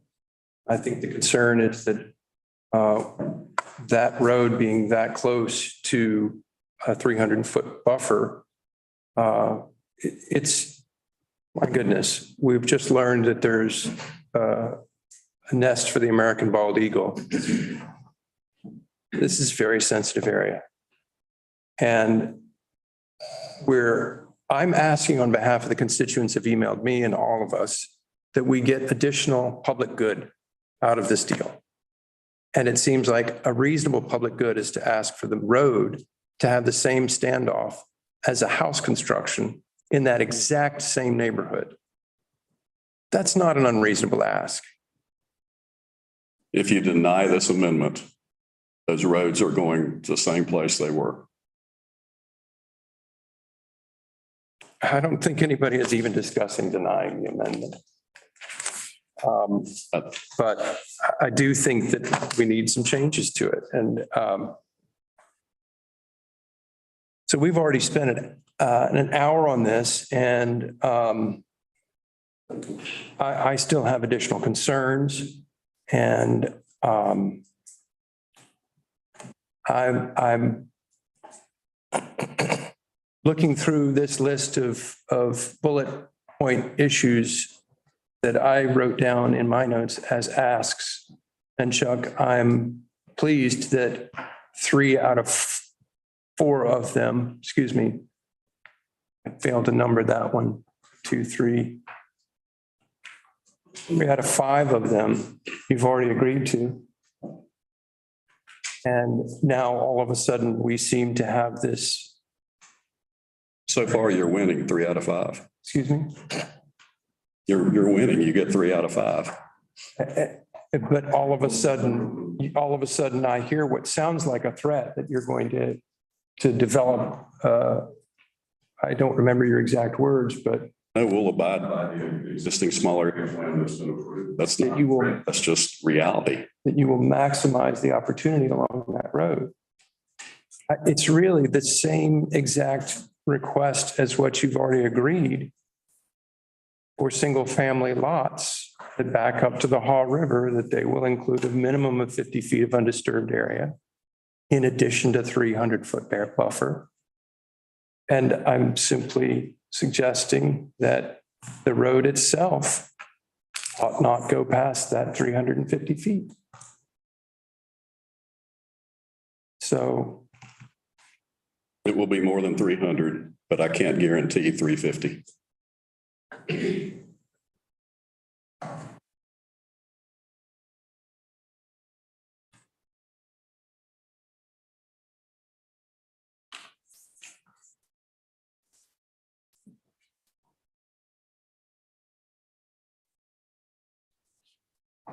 If I can, Commissioner Bonitz, one of the points you mentioned was that it seems like there's a reduction of publicly available or publicly accessible parkland.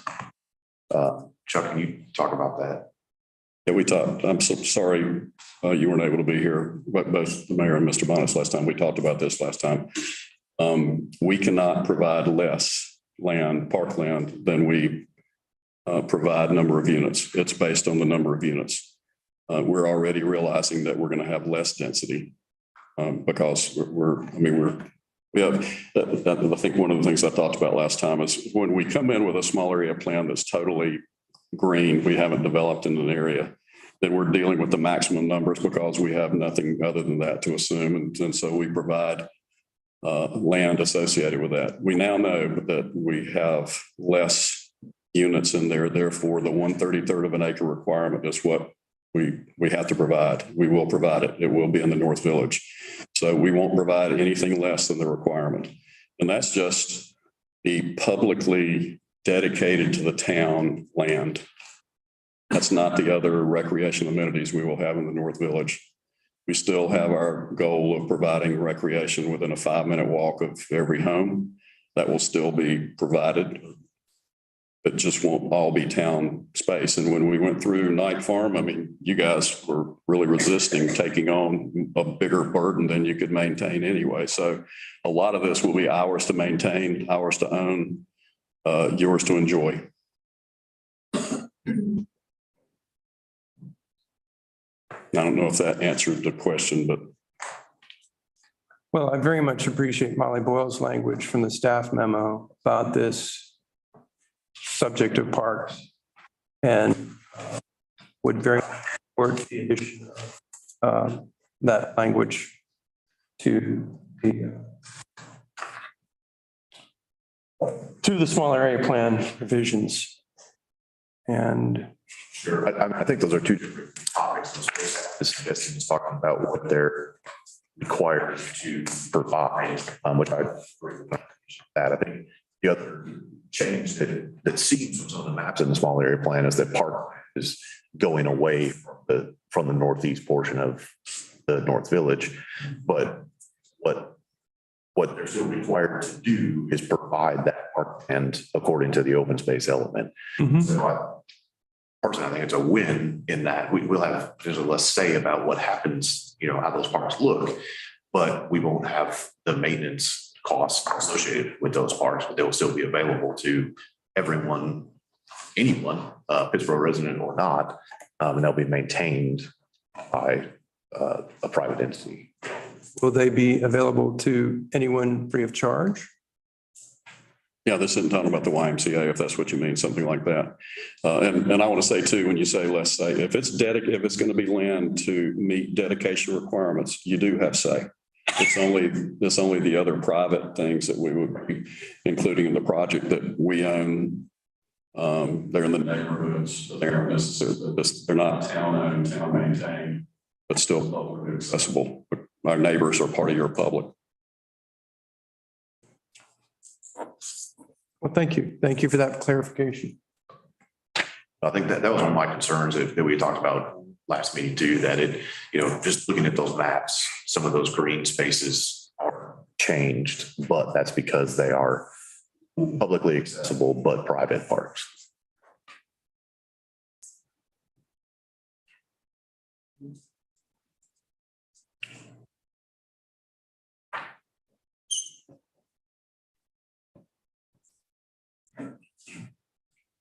Molly Boyle, is that anywhere in the language that that these privately developed, privately owned and privately maintained parks would be open for free of charge?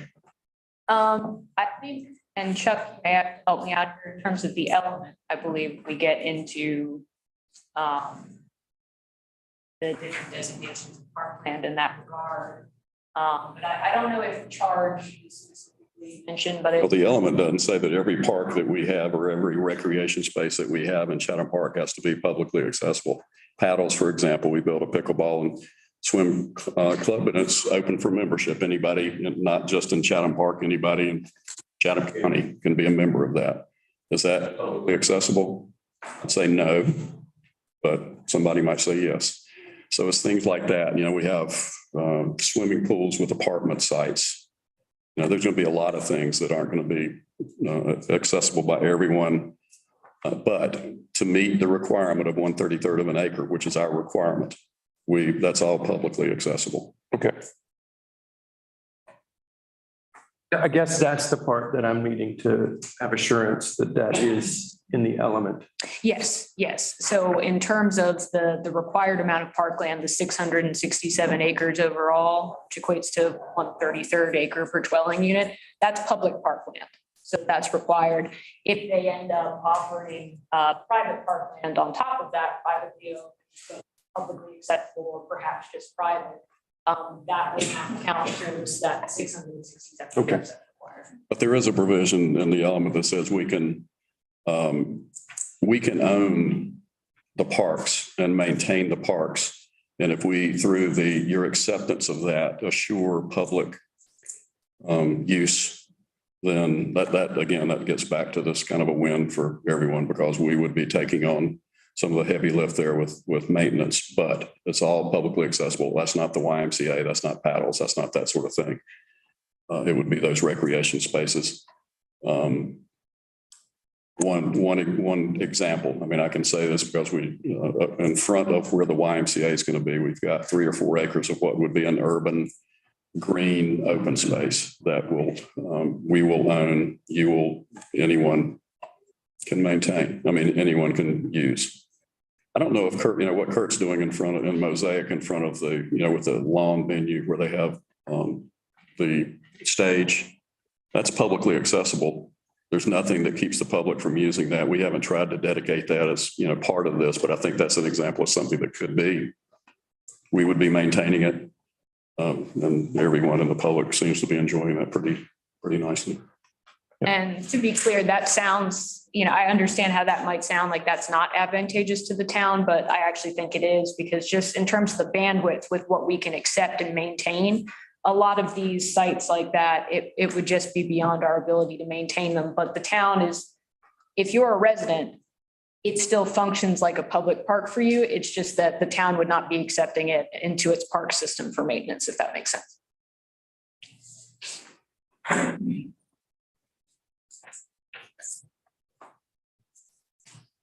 So Chuck, is the company in agreement with that particular language?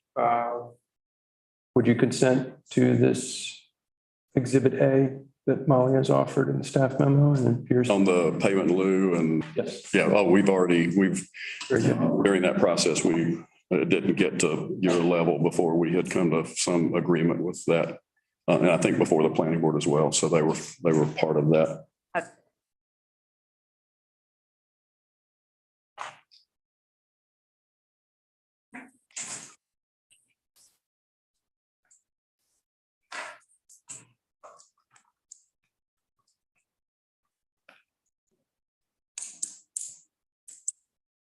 So then I think what remains is this chief concern the public has about the road being built so close to the river. Are there other suggestions for how we can tangle that knot? My understanding was, and you certainly need to correct me if I'm wrong, but that that particular route is conceptual in nature and is not set in stone by virtue of it being on the small area plan as amended. I think staff's confirmed that as well. We get through a process with them where when we go through the subdivision plan process, these roads come in for your review and checking compliance with the various state rules, county rules, town rules and standards. So that would happen with that road as well.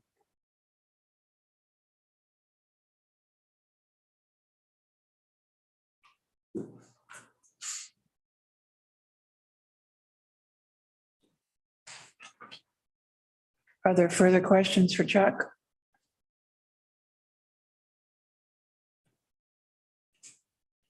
I guess, Commissioner Bonitz, you mentioned 5 items. Can you just restate? Sure.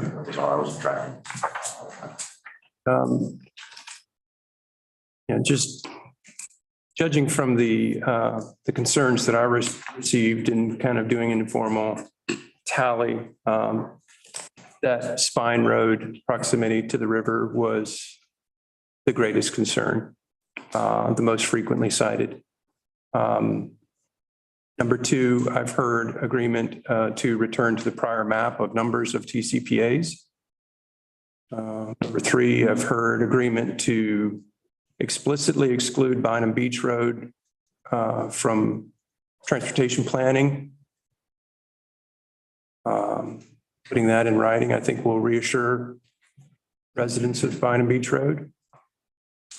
Number 4, also make explicit in writing that open space stream buffers in sections 1.2, 1.3 featured in figure 5.3 will not be deleted as implied by the map error. Number 4, Molly's language. And number 5, I've not articulated yet succinctly, but I think it'd be great if we could have some language that these greenways, as they connect to anything on state land or public land, will be designed and built in cooperation with the relevant local state agencies, nonprofits, and something along those lines. Okay. Before we get specific, I just want to clarify. So number 1 was Spine Road. Number 2 is the increased number of tree protection coverage areas. Number 3 is excluding Bynum Beach Road. Number 4, to correcting various typos that have been identified through this process. 5 is the acceptance of Appendix A is offered by staff, and then number 6 is was about construction of the Paul River. Yeah, design and construction.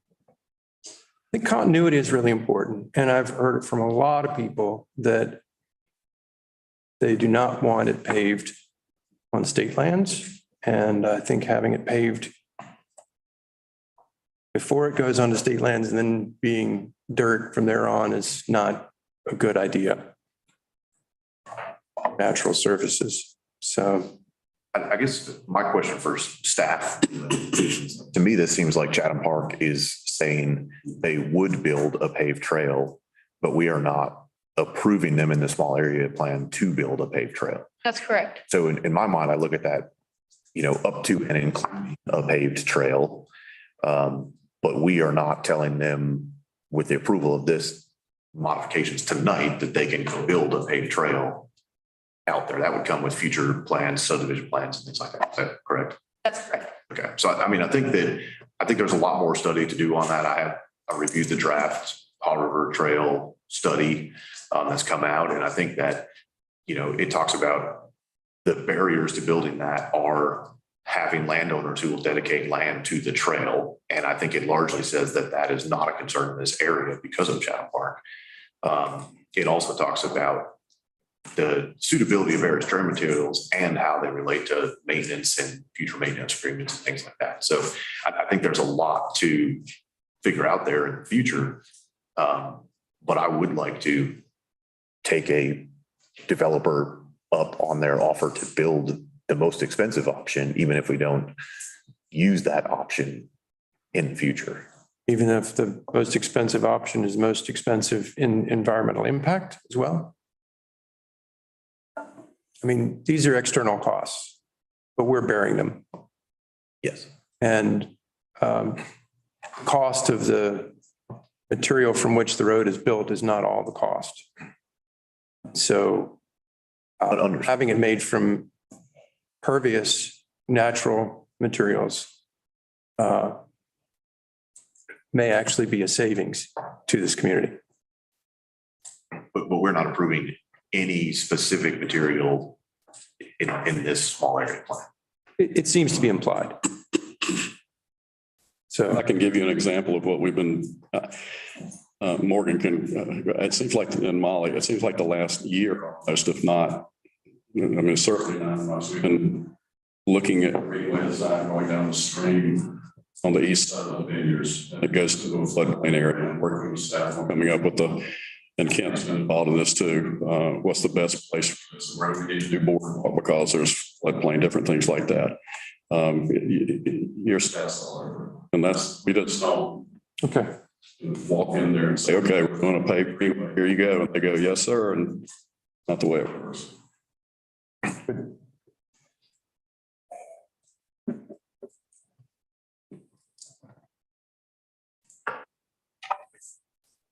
Does that pretty well capsulize your concerns, John Bonitz? yes. Okay. Are there further questions, concerns, discussion?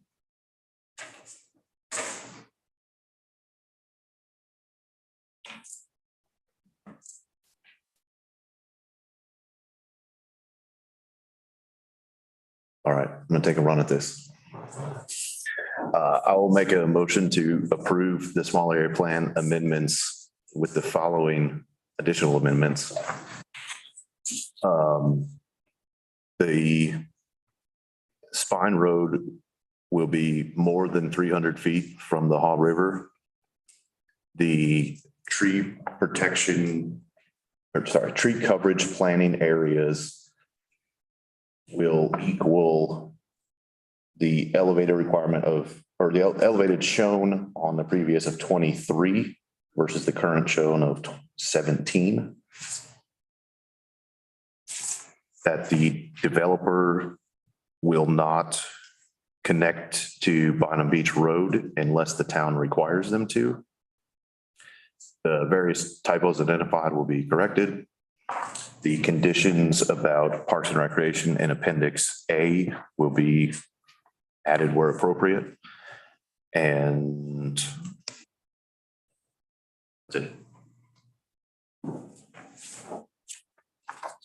So you're eliminating number 6, which was the promise that CPI would cooperate on design and construction with others with respect to the greenways on Haw River. I thought that was answered with staff. On state lands, okay. Staff does. You're satisfied with that then? Okay. All right. So you've heard the motion, which is to approve the amendment to the small area plan North Village with items 1 through 5, as just stated by Commissioner Shipp. Is there discussion on the motion? I'll make a second so the motion can be discussed. And thank Commissioner Shipp for making the motion. I will observe that saying the spine road will not be any closer than 300 feet doesn't do anything, does nothing, I'm sorry. That does nothing beyond what is here in writing or the drawing or elsewhere in writing.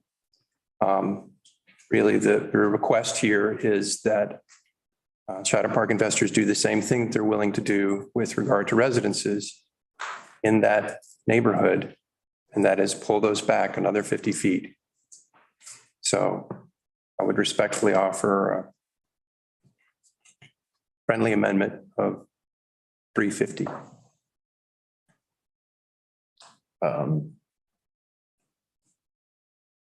That's not the motion that I made. And the reason is that I think that it depends on what it will be more than, we know it will be more than 300 because it's required to be at least 300.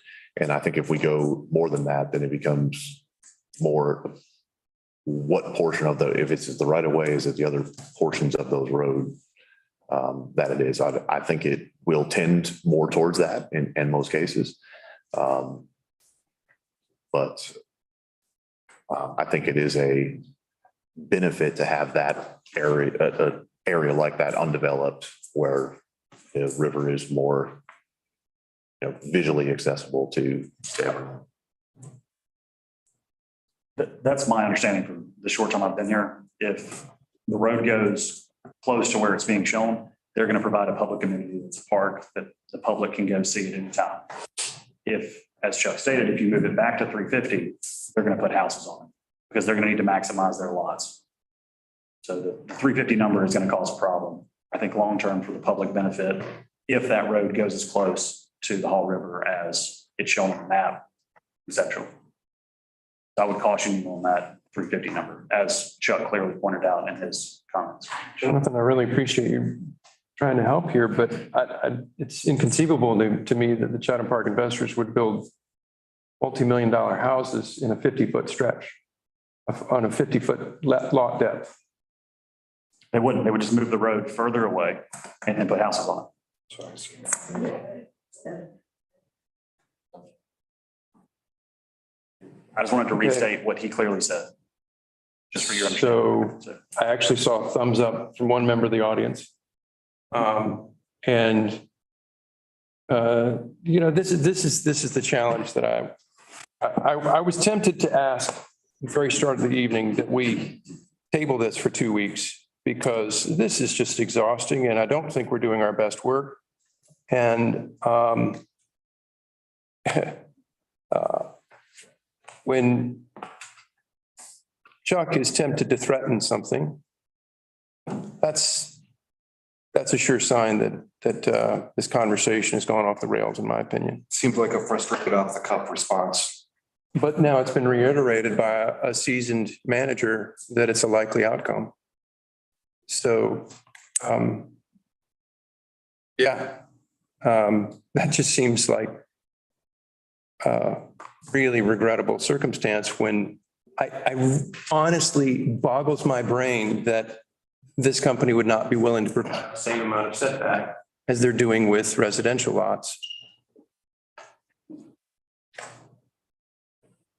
That's the same buffer that I'm asking for.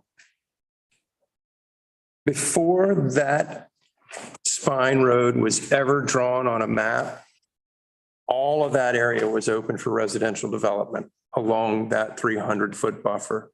The expectation was that there would be, I don't have the language right in front of me, but larger lots with 35% tree cover and 350 feet of buffer from the river. 300 plus 50. And I just don't understand this attitude that we can't pull it back another 50 feet. Pull the road back another 50 feet and agree to it, it'll be done. Just.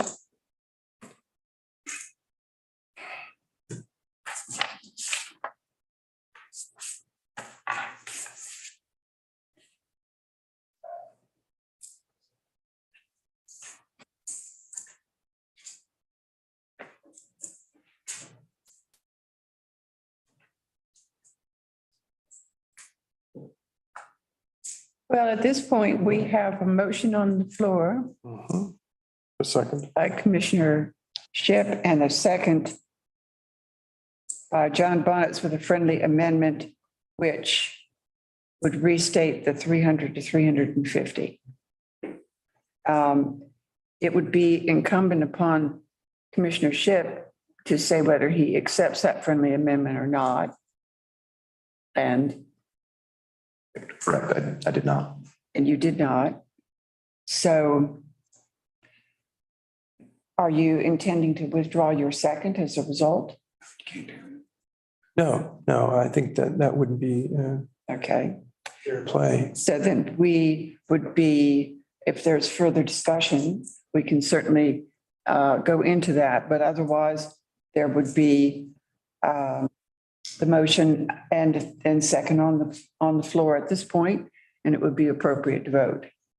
Yeah, and I think I'll further the discussion by noting that I saw a thumbs up from the audience in response to the suggestion that there might be houses built along that entire 300-foot buffer rather than a road up against that 300-foot buffer.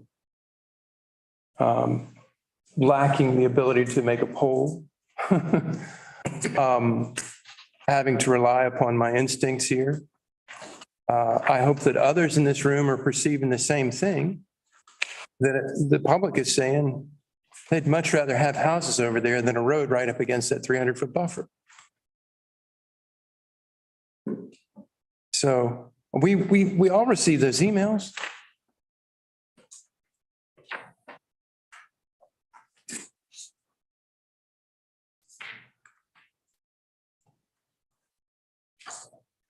Question. To 350 feet. Explaining what you were talking. You're thinking of just leaving it at 300. Well, I mean, mostly it was about what the developer also would agree to. Because I think that this is, as was discussed before, this is a negotiation with the developer. And I think that, a lot of us had spent a lot of time reviewing this and going through and talking and having some changes made. And then Commissioner Bonitz had the opportunity to do that today at this meeting.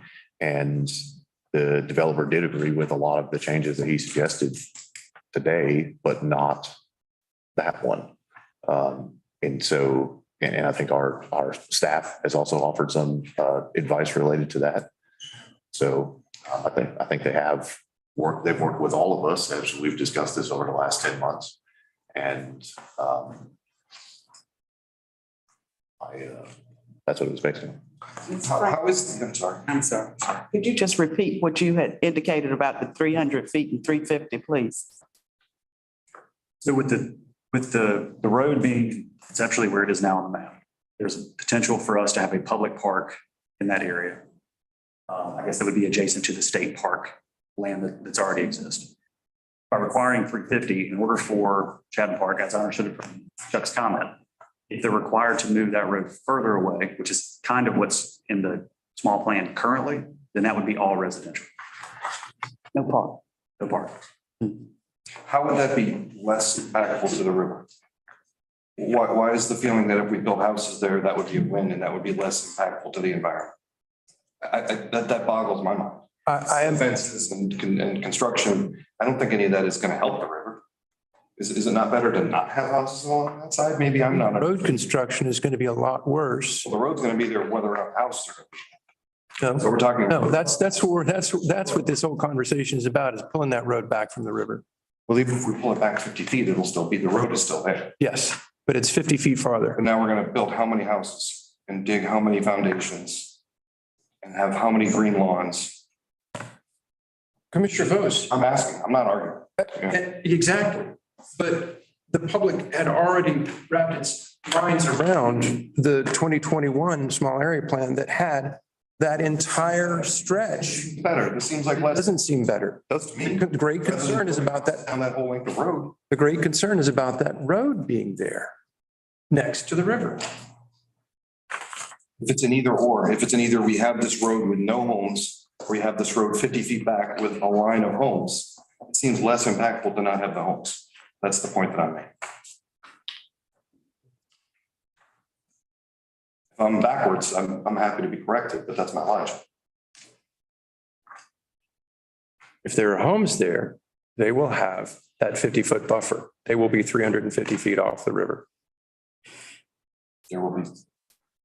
It's further molestation of the soil. I mean, if that's what we're trying to avoid, is digging new foundations. and There's no reduction in the number of houses. Having more lawns that treat with pesticides. If we're trying to avoid that and have a smaller footprint, I think we're fighting ourselves here. No, I don't think so. I think that there's not going to be any increase in the number of houses, whatever the outcome of this decision. There may be an increase in number of the houses as they were originally planning to build right up against the 300-foot buffer. We're talking about a Back from that. bridge between the river and the first point of our impact. I'm arguing that even if we are 50 feet closer, it's better than having a line of houses. In my humble and uneducated opinion on environmental issues. Like I'm learning as I go here, just like everybody else. But the logic tells me that not having houses there is better than having houses. So I'm imagining a mild spring night, going out for a walk with my sweetie along the river. Would I rather, after dark, to see headlights shining down on the river, or calm, quiet, backdoor porch lights? And I think it's really clear that we would prefer to Talking have about houses. aesthetics or environmental impact. The road is going to have the greatest environmental impact. Residential houses will have a 50-foot additional buffer. They're either side of this argument. The difference is it'll be 50 feet away. If it's 50 feet away, now we've got houses to contend. And no view of the river. And no view of the river. Do we know that there is actually a possible view of the river? I was thinking, When the leaves are on the tree, I'm sure. because that 300 foot is an undisturbed buffer. So there are trees there, Mhm. big trees, not just replanted trees. The original existing trees have to be preserved in that 300 feet. And knowing the topography along a riverbank, I'm not altogether certain that anybody's going to be able to see the river, the houses or the people on the road. But at least with the 100, you're gonna have a so-called possibly park or pull-off area. Anybody wants to view or jump on the greenway. Or just the natural areas. It doesn't- Natural areas.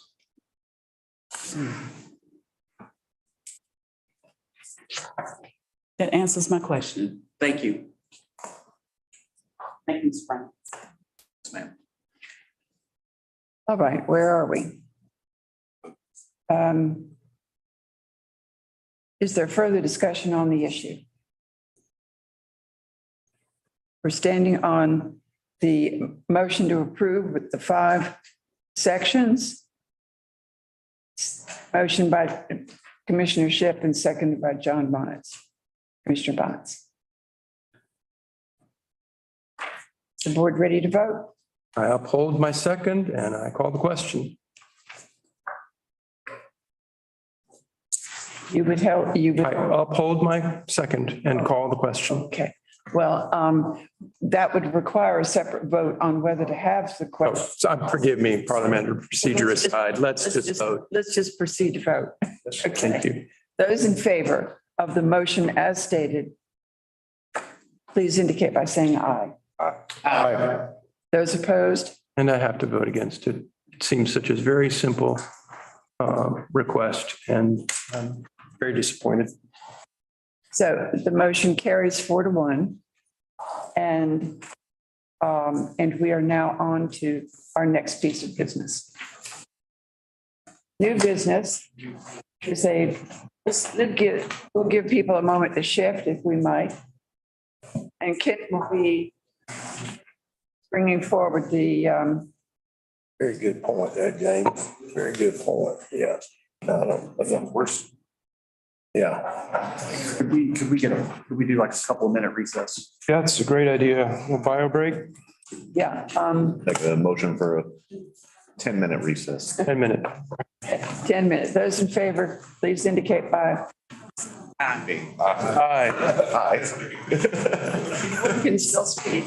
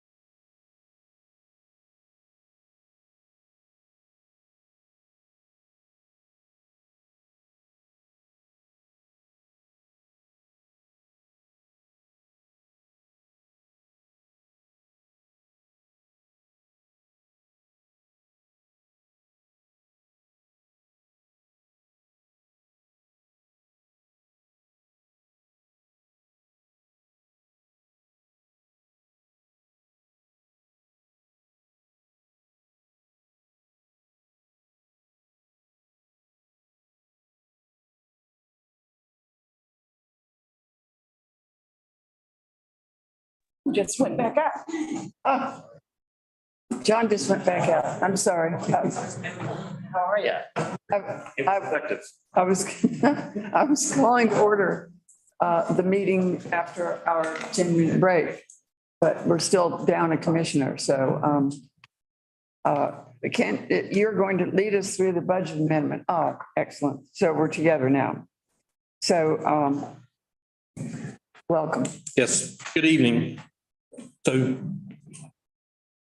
leaf collection may never be the same in Pittsburgh. You're a robot. Finally, some excitement. AI. Manage expectations. We have an opportunity this evening with your consideration of this budget amendment of approximately $210,000 to purchase the town's first leaf collection vac truck. So, of course, this is a budget amendment coming fairly early in the budget season, but it's truly a great opportunity. It is materializing based on the past experiences and resourcefulness of our new public works director, and along with Jonathan's support and Heather's support. So the item to be considered is a leaf vac truck. It has a 16 cubic yard bed. It will dump faster than our current process, of course. No CDL requirement due to the size and the weight. And it can be operated by one public works employee, and that is the plan. It is a demo unit. It has 14 hours total hours on the piece of equipment. And it will be available, can be available for this approaching leaf season. That's some advanced work that Public Works and Jonathan have done. This is somewhat in waiting. We have a letter of intent to be able to purchase this piece of equipment. So very exciting. The budget amendment is proposed to be a fund balance allocation. Communicated with Heather this afternoon about that. She says the funds are available, and this will allow us to more efficiently allocate our resources. So that's the proposal before you. I'm happy to answer any questions. Questions for Kent Jackson? I do have a question. When I was reading it, it indicated there would be only one person. Correct. Just the driver. Just the driver. So how is he getting the leaves? Yeah, it is it's an articulating arm that will vacuum the leaves into the truck body. And when it's full, they'll take them to Public Works and dump them in the usual location for, use, consumption by the public, and then be able to quickly return to the route.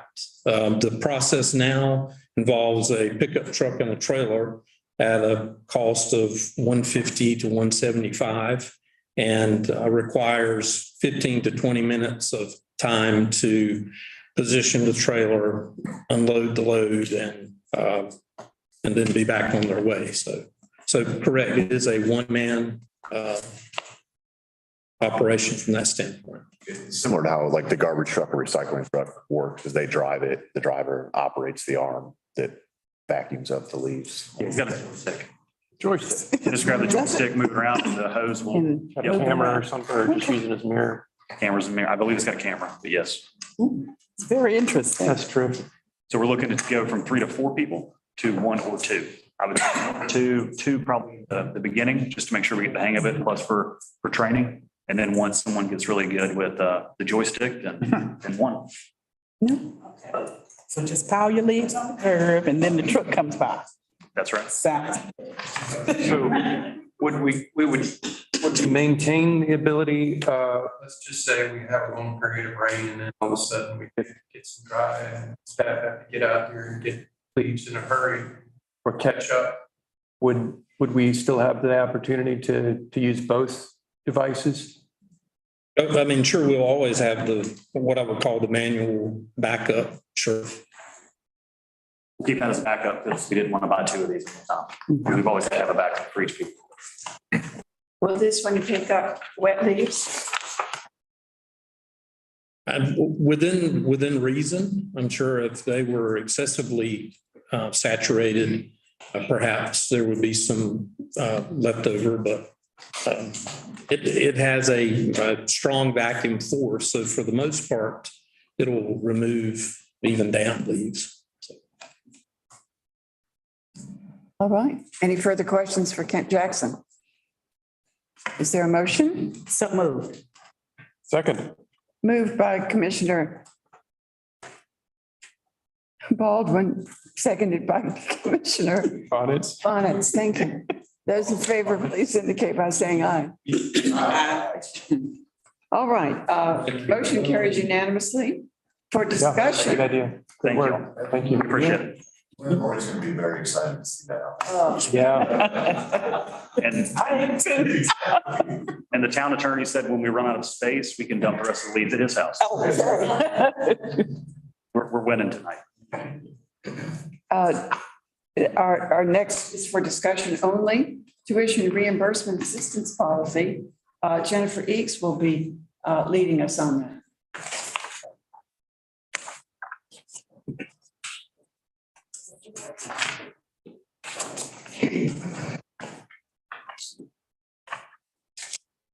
Thank you. So the town is proposing to increase the tuition reimbursement from $1,000 to $5,000 per fiscal year.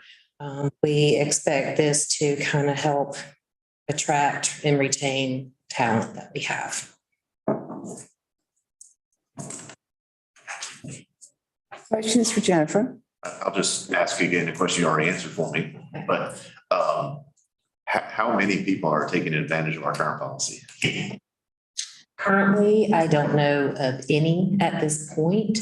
I think there might be one interested, but I think it might be because a lot of employees might not know it.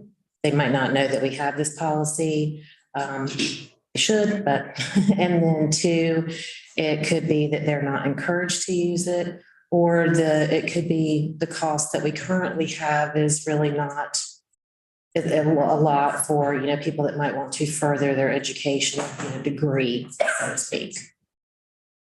Yeah, I think this is great, continuing to do things that makes us a more attractive place to work. Yes. Appreciate that. Amen. Hallelujah.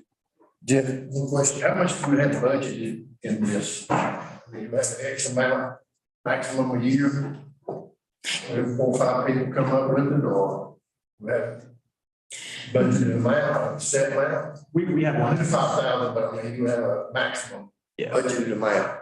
We have line items for training. I don't think it would support this dollar amount, but that's something that Heather and I will work on to make sure we can provide the necessary funding if folks choose to use it. And this is a reimbursement. So essentially employees would pay for it up front, and once they complete their course with a satisfactory passing grade, then they could submit their receipts and everything to get reimbursed for. So the likelihood is we really wouldn't see anything until next summer, if not this time or next winter of next year. So we have a budget, a line item budget for that. We haven't budgeted specifically for this dollar amount, but we do have money in training. But again, someone would have to enroll in school, Right. then get reimbursed with passing grades, or I think C level or B plus. Yeah, it's either if it's a grade, it would have minimum C. If it's a pass or fail, of course, pass, or if it's a satisfactory or unsatisfactory, it would have to be a satisfactory passing grade. So if anyone took advantage, we wouldn't be looking at a reimbursement until May. And they would request it, so we would know what the uptake is on this. Right. Make budget. Correct. There's forms in there too, so they would have to get approval first to say, tell their supervisor, manager, yes, I'm wanting to enroll in this program. This is what I'm taking. So we would have, knowledge that they are working on that and it would be coming. In a previous position, we had bumped this up to $3,000 from $1,500 because we couldn't get anybody interested. When we did that, we had about half the police department enroll in some course who wanted to get their bachelor's or their associates or even their master's. And then so of course, with the number of police we're going to need in the future and how difficult it is to recruit those folks, I think we needed to add something else, especially if someone, and those were community college classes. So if they're going to a university, it's going to cost more. So that's why the 5,000 and not the 3. And we have some other current employees that I certainly want to send for master's degrees and other things to kind of help continue to build the organization in the long haul. Do police get the BLET course paid for, or do they do that before they come to us? I think it's both. We do cadets? Do we do cadets here? We were in the process of that. Yep. We're in the process of addressing that. Paying people to go through the, right now. So in the future, you will see another kind of HR request where we would have a cadet in training or a police officer in training. We would send them to VLEV. We would pay for that. We would also pay them a salary, a reduced salary, but a salary nonetheless to help them through that 8, 12 weeks and then 16 weeks. And then once they came out, they go to work. But that would be separate from this policy, though, right? Sir. Yeah. Because then after a couple of years, we'd go to them and say, hey, you want to get your bachelor's degree or a master's or whatever. So just to keep people training, because one thing we found in our strategic planning process is that most of the staff that have been interviewed for that process have said that they would like more training. And I think this helps get to the root. And I think that CCCC here in town offers BLET. Is that one time they did? Yes, I think actually this. It just started again. They started, they have, I think CCC has to have at least 8 people. Oh, so there might have been an interruption. 8 or 10, so I mean, that's been the biggest thing is trying to get people to actually enroll into second. Yeah.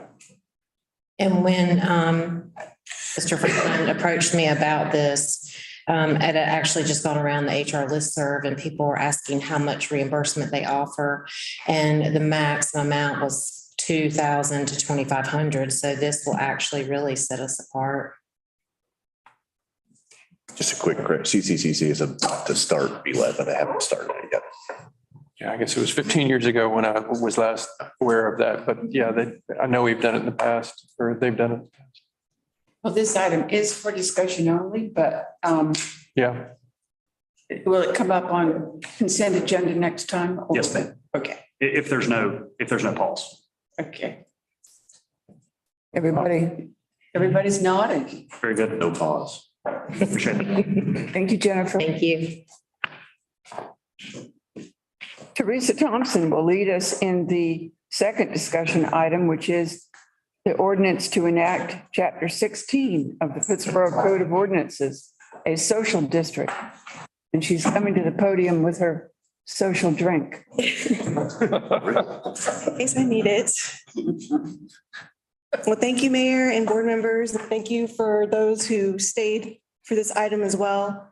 Tonight, we're going to present the proposed social district and go over the basics on what the state requires that we do if we establish a social district. And I put a PowerPoint together that Colby's going to help go through the slides for us. I gave a short presentation a couple of months ago, so this is similar to that, but we wanted to add illustrations and examples from other jurisdictions to give you a visual of signage and cups and things like that. So as a recap, a social district is basically an area where people can walk around and be able to drink alcoholic beverage during certain times and with certain conditions that are purchased from an ABC commission permittee, and ABC stands for Alcoholic Beverage Control. So NC House Bill 890, you can click on it again, was created and adopted in 2021 by the General Assembly. In 2022, the statutes were updated again to provide clarity to the original legislation.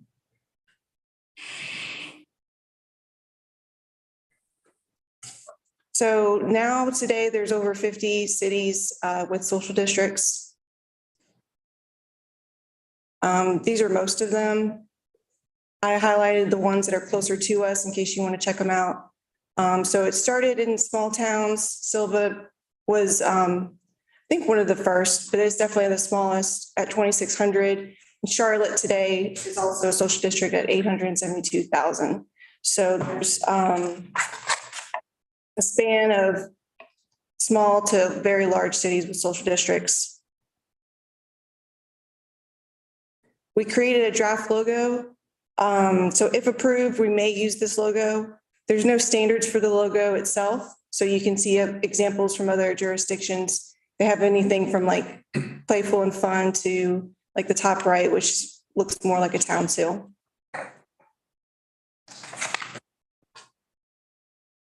And you can click on it again. Yep. So getting on to the next slide for social district requirements. The boundaries must be clearly defined. Signage must include the area of the district, days and hours. The district is in effect, a phone number for ALE, which stands for Alcohol Law Enforcement, and the Pittsburgh Police, and will state that alcohol purchased within a social district cannot be taken past the boundary. So that's a lot for one sign. So some places include a QR code that includes that information. Another regulation is that only ABC permittees with on-site consumption permits that are located within the social district are able to sell the beverage. So on-site only, you cannot purchase from a convenience store. You cannot bring alcohol from home. That's not permitted. So as stated before, there's signs with the QR codes that gives more information. But these are pole signs that you can see other places have used. You can also use ground decals. So in doing research, I found the type that you can actually look at it from two different directions, like the top right. So it says when you're exiting and also when you're entering in the same sidewalk decal. So I thought that looked pretty cool. Next, please. There's also needing to be informational signage that you can see a few examples of what you can include. So they can be simpler with a QR code, and you could also put a lot more detail in the sign as well. So we'll discuss as staff what needs to be on the signage, but this kind of gives you an idea of the different options. And what does this mean for businesses inside the district? So just because a business is located in the district does not mean they have to participate in this program. Every business has a choice to opt in or opt out. So opting in allows you to have alcoholic beverages in your business. Opting out is where you do not allow alcoholic beverages in your business. The ABC permittees, such as the restaurants and bars, they also have a choice to let the patrons leave their establishment or not within the social district. So they can opt out as well.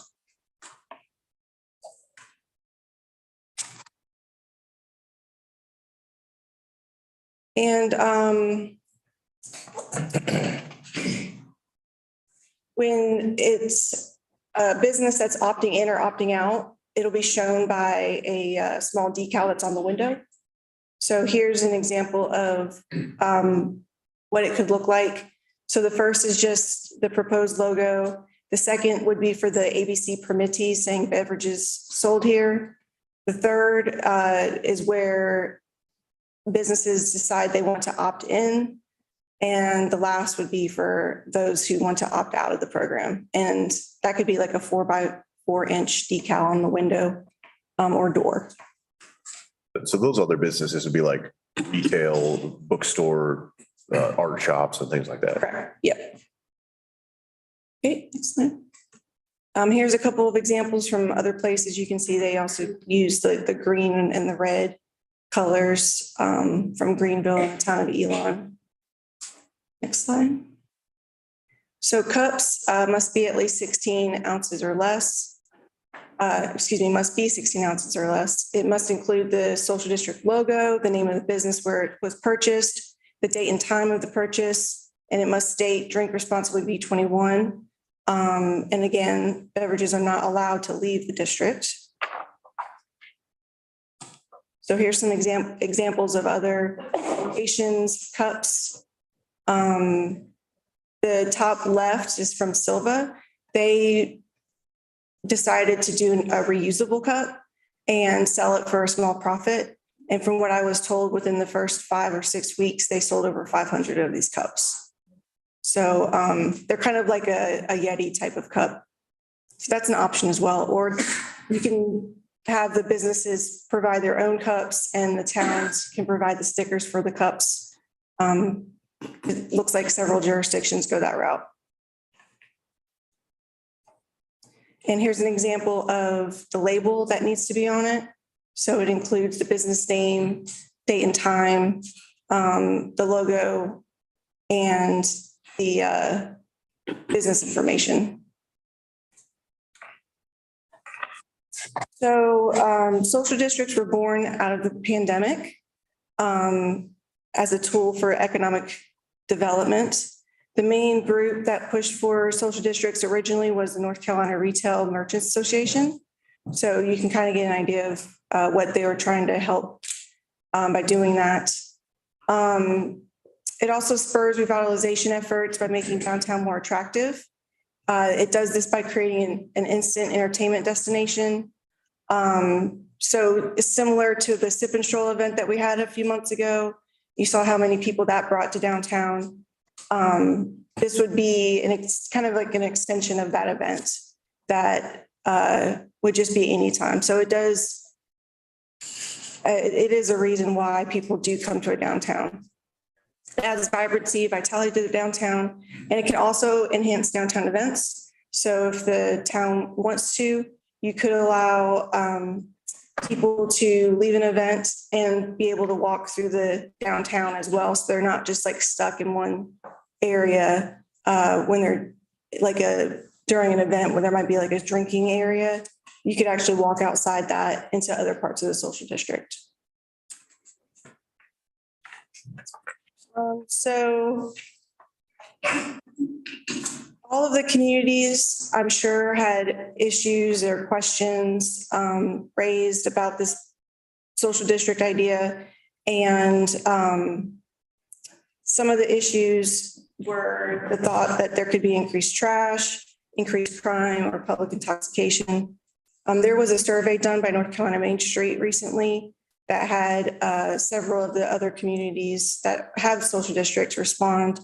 And based on the replies and just from what I've heard talking to people, pretty much none of these fears came to be a problem at all. So next slide. The main negative outcome that I have heard, or the only one that I've heard, is an increase in Raleigh of trash. So we do want to be proactive in that area, and we're looking at a specific part of downtown where we think that additional trash cans are needed. And then after the social district, if it's approved, we'll keep a track of increased trash and decide if additional trash cans are needed.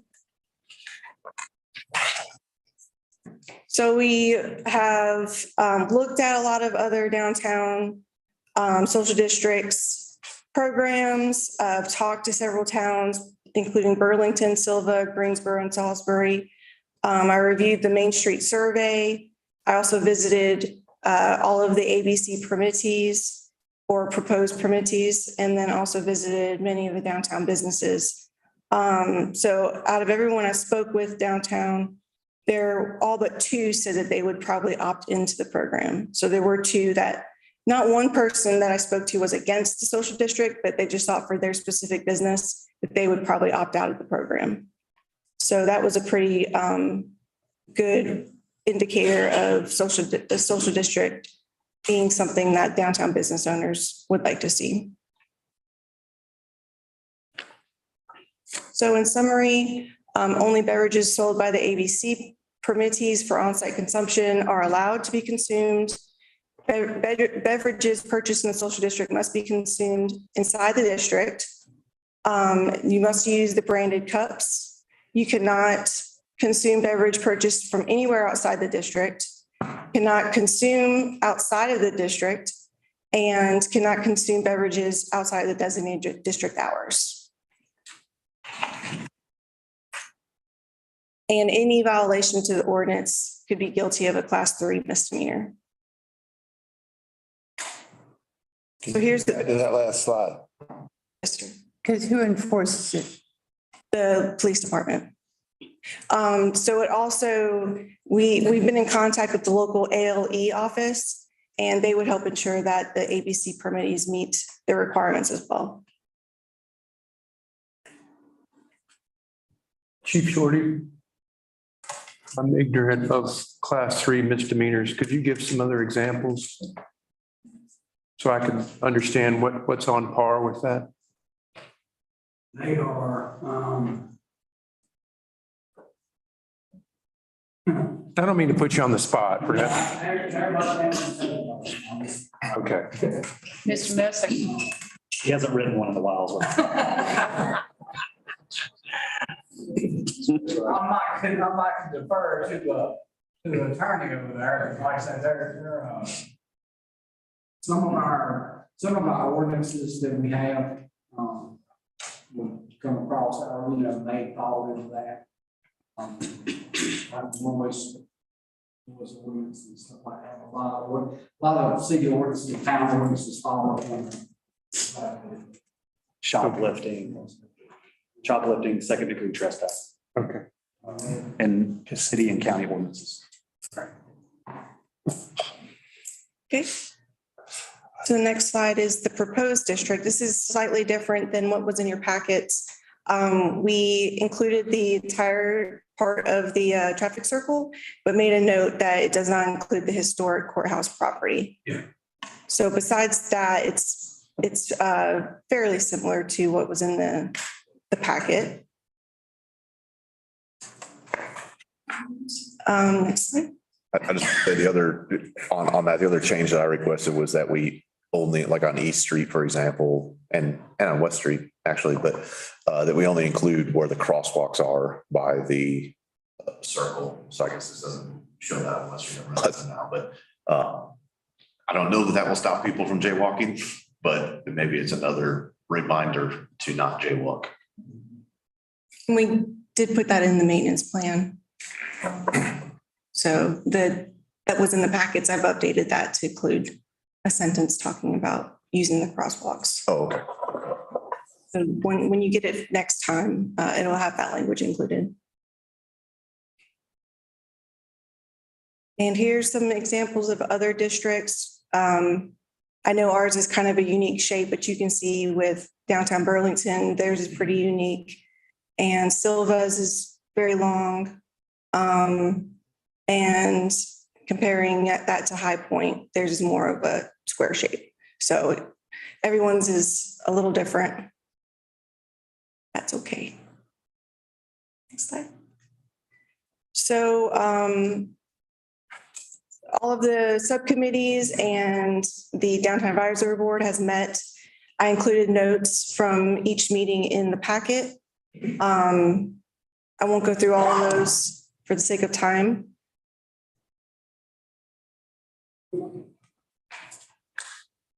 And if you do want to move in the direction of approving this, you could discuss adopting which days and hours you would like to see for the social district.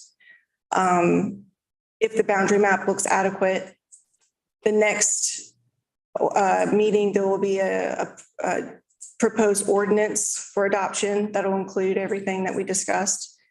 If the town board approves, we have to file with the ABC Commission, and then we'll start doing educational sessions for the permittees, business owners in the community about the social district. So that would be our next steps. Okay. Teresa, I had a comment I spoke to Kyle about. I was concerned while we were going past Salisbury Street up here. And we have no alcoholic establishments. Above that. So there's still several retail stores. So people, the intent of the district is to be able to walk around and enjoy some shopping while you do so. So there are still some of those retail type stores that people can go and visit. So someone can go from the mall and go to Elizabeth's Pizza and take a beer inside there that doesn't have an ABC permit. So if one location sells alcohol, you cannot bring alcohol from another business into their business.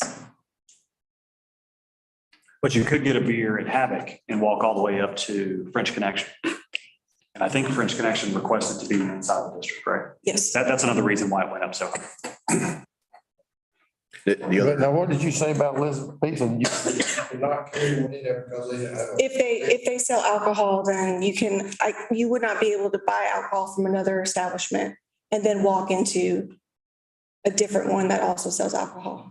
But they don't serve alcohol. Elizabeth Pizza does not sell alcohol. Okay, well then if they opt into the program, you would be able to walk You can into. walk in with a beer If- into their establishment. If they opted in, they also, I would check with the ABC rules on that, just to make sure though. But if they're a restaurant and they don't sell alcohol, I'll double check on that. I'll let you know for next meeting. I know for the retails, stores, you can walk in. But that's a good question about the restaurant. the other hopeful feature between Salisbury and Hanks is the pop-up park that we're working on.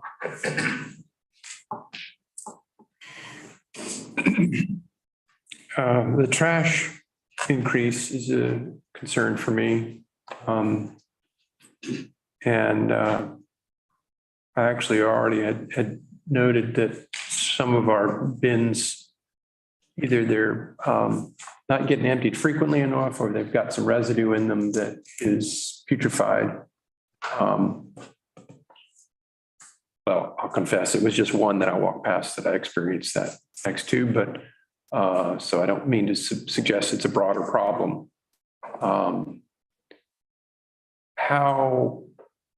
Teresa, how are you anticipating that this is going to increase or change your workload and those of other staff, like our staffer who's working from parks assigned to the downtown area for such maintenance?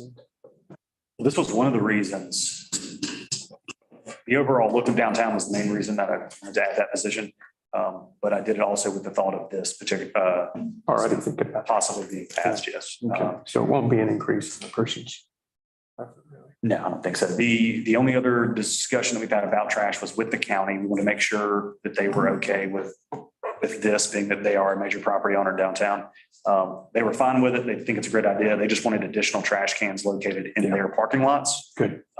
But their parking lots are not included in the social district, so that's something that we hope is a huge impact. But just to be good neighbors, we're going to add new trash cans to their parking lots anyway, because quite frankly, them allowing those parking lots to be used for public use on the weekends is quite a savior for many downtown businesses. Yeah. In Newton, we did not have a huge trash problem. I mean, you could see where the cups were gathering. And we hired a downtown person. We're not that person. It's just because aesthetically we needed someone at that time. And it was hugely helpful. So. And can we go back to your slide about next steps, I think it was? Okay.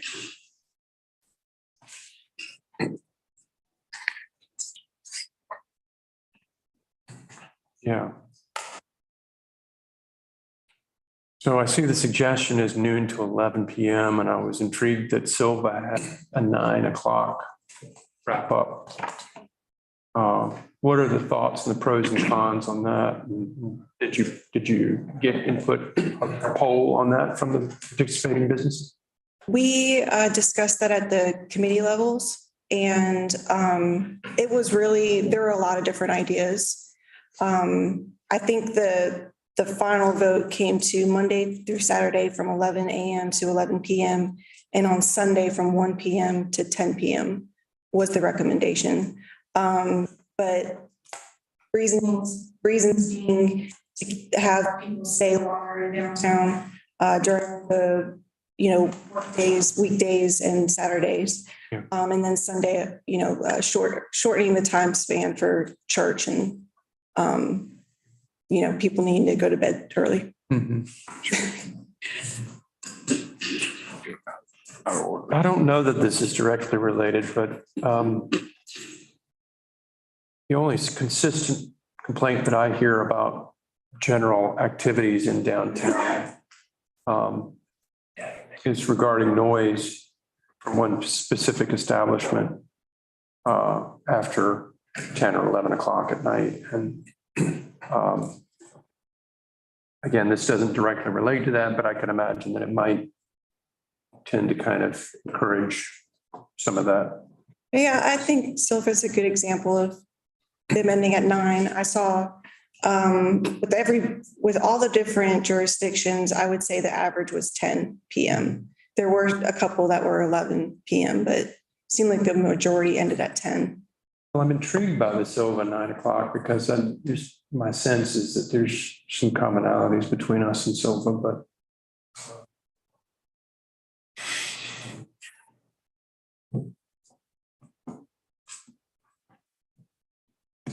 Further questions? For Teresa? I don't have a question, but thank you, Teresa, for this presentation. Unfortunately, I am not in favor of social district. One reason being, then we have children that go downtown, and if it starts at 11, the children are going to be around there too. And right now, the children like to play, as you know, on the street in front of certain stores. That's one of my concerns. Also, in terms of adults, a lot of times they don't even use the crosswalks where they're supposed to in order to cross the street now. Yeah. So those are two of my concerns, but Yes, ma'am. I know that the other commissioners are in favor of it, but I'm just one. I'm in favor of crosswalk enforcement.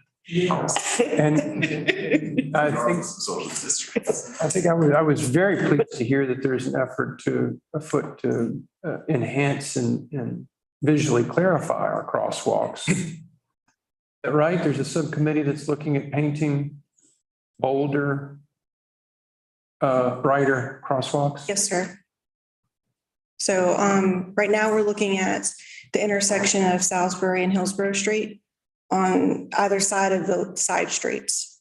So we're looking at painting some sort of artwork as the crosswalk on both sides.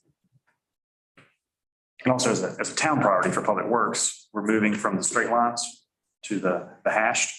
You can see them better. We got a quote on that, I believe, last week. So For the walk itself. For anywhere in town, there's a crosswalk. We're gonna try to get them all painted hashed. Especially if there's if it abuts a thoroughfare. Doing them all over town, we might not have a budget for that, but we're gonna start with the larger intersections and then move from there. And by hashed, you mean looking kind of like ties on a railroad track? The piano keys. Piano keys, okay. Mhm.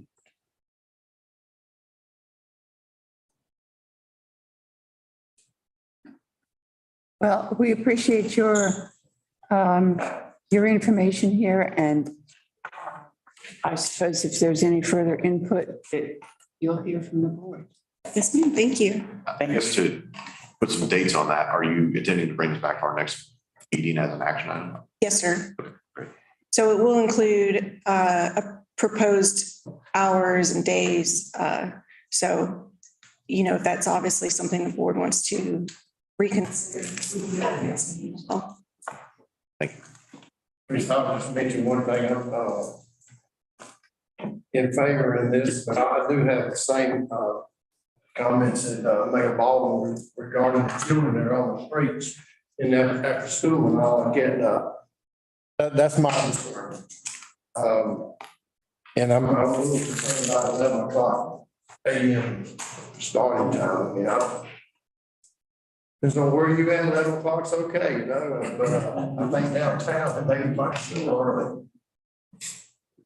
Is, That's fine. is 10 more palatable or 9? Depends on where you're at. What's your tea time? Well, I have to share with the board the fact that a couple of weeks ago, the town manager said that this was the only town he'd ever been in where jaywalking was the accepted norm. And I have to admit that I'm pretty bad about that. And so if we start enforcing the crosswalk issue, that might be a real problem for me. And my last 3 meets the man. We'll find out. So like, it's like across wherever they stand. It's true, especially if you've got a good looking dog like I do. All right, thank you. That is the end of our agenda. Sometimes there is reminiscent or lingering thoughts on or concerns on the part of the board members. Is there anything lingering tonight?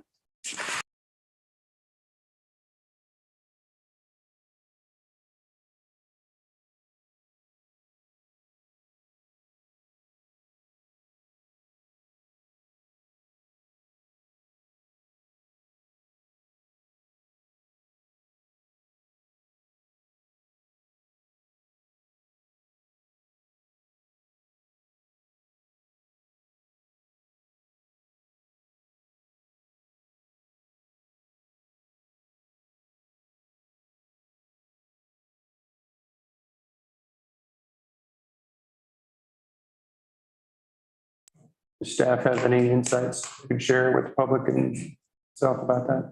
I can answer that, Commissioner, we talked about this at the EDC, or Dr. Jackson brought it up at the EDC meeting, and the Highway Patrol was doing some training in that building, but that was just a training exercise. And there is no use identified for that building right now. But the county owns the building now, not the schools. It has been transferred. And they're gonna stay on track with mowing the lawn better, we hope. That's staff. We'll talk to code enforcement. The county. Oh, good. That's reassuring. Thank you. Do we have a motion to adjourn? So moved. Moved by Commissioner Bonitz, seconded by Commissioner Vose. Those in favor, please indicate by saying aye. Aye.